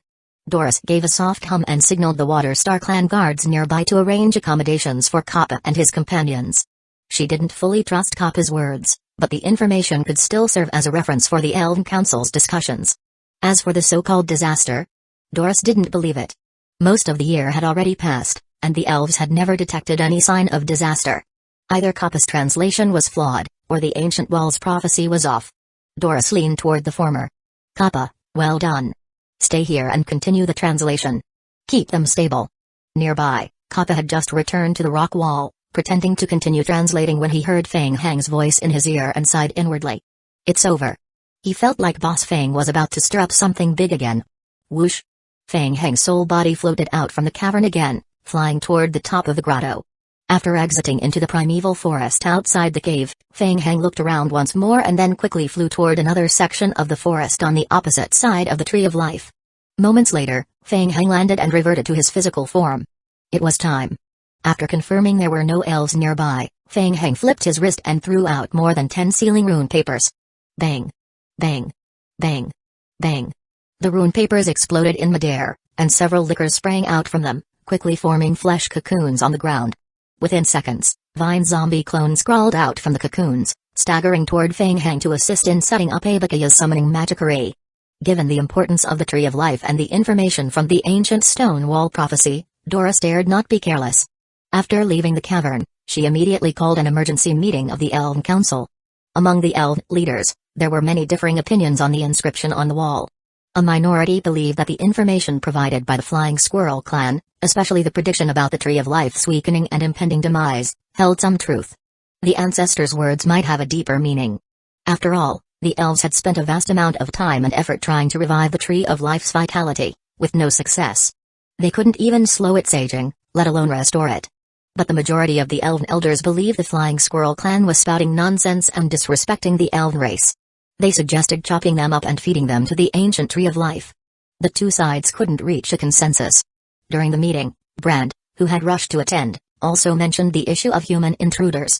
As a result, the discussion unknowingly shifted focus to the suspected human incursion and how Elven world information had been discovered by outsiders, trying to identify where the leak had occurred. As usual, once the elves started their meeting, they didn't know when to stop. Over 5 hours passed, and the elves still hadn't reached a definitive conclusion. Eventually, the Elven King grew tired and temporarily halted the discussion, offering a compromise acceptable to both sides. Let's wait and see. Brand, continue to monitor the humans closely. If anything suspicious is found, use all available strength to capture them dead or alive. Brand respectfully nodded, yes, Great Elven King. As for the stone wall translation, we still can't confirm its authenticity. Doris, I'll have you continue keeping the Flying Squirrel clan steady. Let them keep translating. The ancient Tree of Life is critical. Until we confirm the wall's message, it's not the time to make judgments.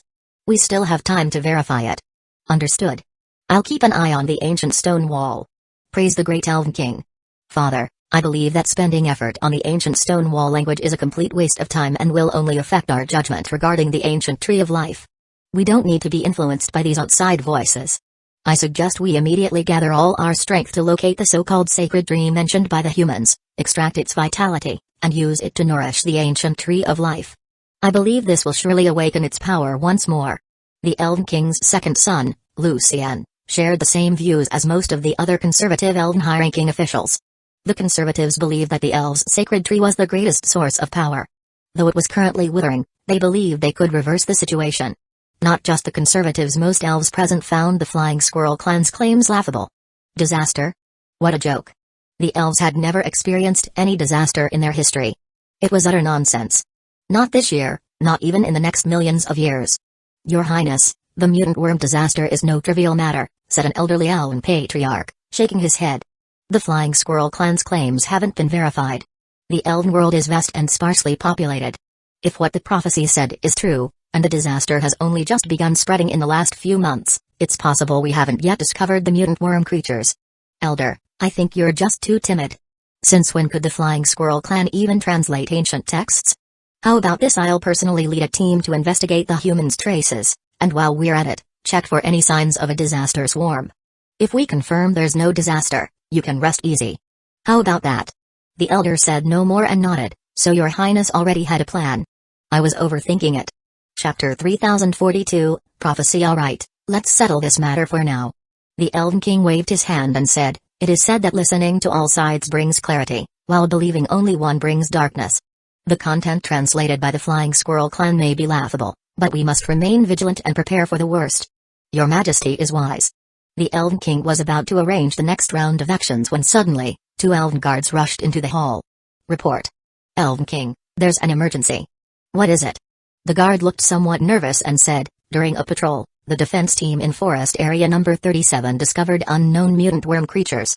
It's suspected that the seed of Ouroboros disaster may have appeared. The regional inspection team has already rushed to the scene to investigate and provide support.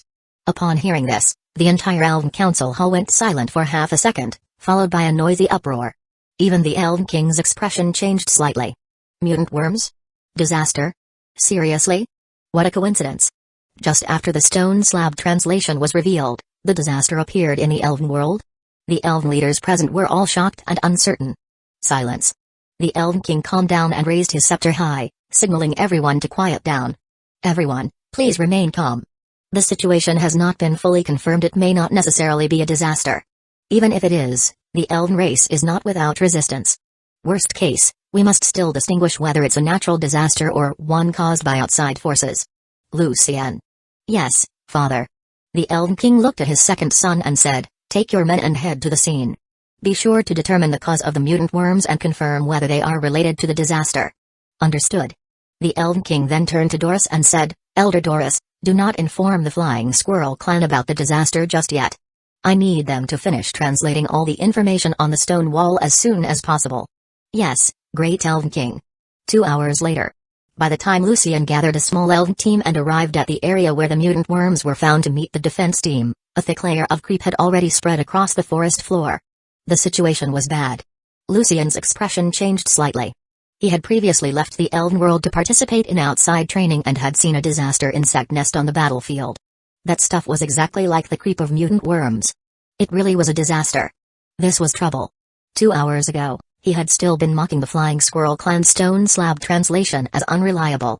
Now, stepping onto the battlefield, he realized the disaster had come, and he was the real clown. Your Highness. The elven teams guarding the perimeter of the creep came forward to greet Lucien. What's the situation? 3 hours ago, a patrol team was attacked by mutant worm creatures. We followed the traces of the worms and discovered this creep here. It began spreading quickly after that. Lucien pressed further, what about the source? Where did the creep originate? The back area is already covered by the creep. We're not sure? The elven guard paused, then explained, once we go deep into the creep, we're attacked by swarms of mutant creatures. We can't investigate too deeply. Unbelievable. Could the prophecy actually be correct? Lucien felt a cold sweat run down his back. According to the prophecy, disaster should have appeared 1 or 2 months ago. There was nothing wrong with disaster. It was just that the elves hadn't discovered it yet. When did you first encounter these mutant worm creatures? Have they been here for a long time already? The elven guards, unaware of the prophecy, all shook their heads. The worms came from deeper in the forest. That area is rarely visited by elves and hasn't been within our patrol range, so no anomalies were previously detected. This was bad. Lucien's heart gradually sank to the bottom. The disaster was terrifying, yes, but what he feared more was the language on the stone wall. Now that the disaster prophecy had been verified, what came next? Would the prophecy of the Tree of Life's total demise also come true? Was the elves' calamity truly arriving? Have we sent people to confirm the disaster's range? Already dispatched. Scouts are surveying the affected region and gathering intel, the guard leader nodded. For now, we've determined that the creep first began spreading in the northern region and is rapidly expanding outward from the forest's north side. Get ready. I need to personally enter the creep zone and investigate further. Your Highness, you. Lucien said sternly, I didn't come here to watch. I need to assess the mutant worm creature's level. Prepare the team immediately. Yes. Soon, the elven elite team finished gathering, and Lucien led them into the forest region to explore.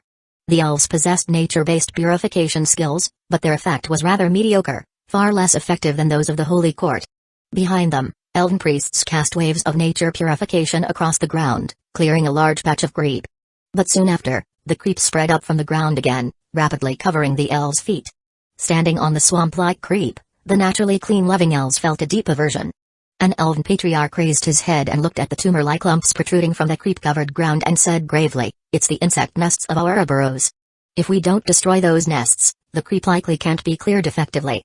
Lucien also furrowed his brow. So many. The ground was covered with dense nests, like tumors. At a glance, there were at least several hundred. Your Highness, the Ouroboros nests are low level, but destroying them might provoke hostility from the mutant worm creatures. Lucien nodded slightly. At least for now, they hadn't encountered a swarm attack. Since they were already here, they had to test the mutant worm's strength. Lucien narrowed his eyes and said in a deep voice, listen to my command. Target the nest's fire. The elven soldiers in the rear followed the order and all gathered natural arrows. Whoosh! Whoosh whoosh! A dense volley of arrows of nature shot toward the bulging insect nests on the ground, exploding on impact. Boom! Boom boom boom boom. Huh? What was going on? Lucien's eyes widened, staring in disbelief at the scene before him. How could this be? Despite the continuous explosions from the arrows of nature, the insect nests weren't destroyed. They remained rooted to the ground, rhythmically expanding and contracting as if breathing. Such strong defensive capabilities. Even combined attacks from 3 elven squads couldn't destroy them. And one of those squads was the Elven Prince's elite escort team. Chapter 3043, A Strong Enemy. The expressions on the faces of the guards also grew increasingly serious. The small insect nests had extremely strong defense capabilities. Even more terrifying was their vitality. These insect nests seemed to absorb power from the creep-covered ground. Although their health had decreased slightly under the earlier attacks of arrows of nature and blood chunks had been struck out from their bodies, their damaged forms quickly healed at a speed visible to the naked eye. They were not easy to deal with.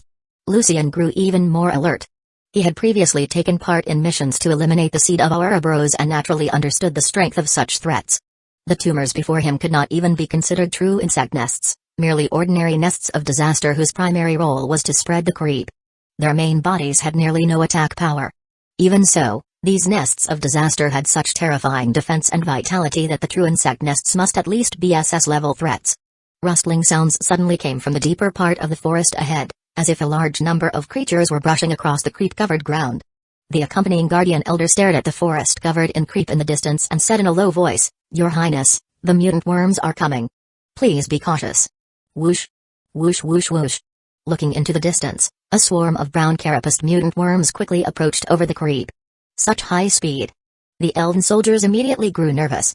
Lickers were already fast, and with Fang Hang's attribute bonuses, their speed among similar mutant creatures was top tier.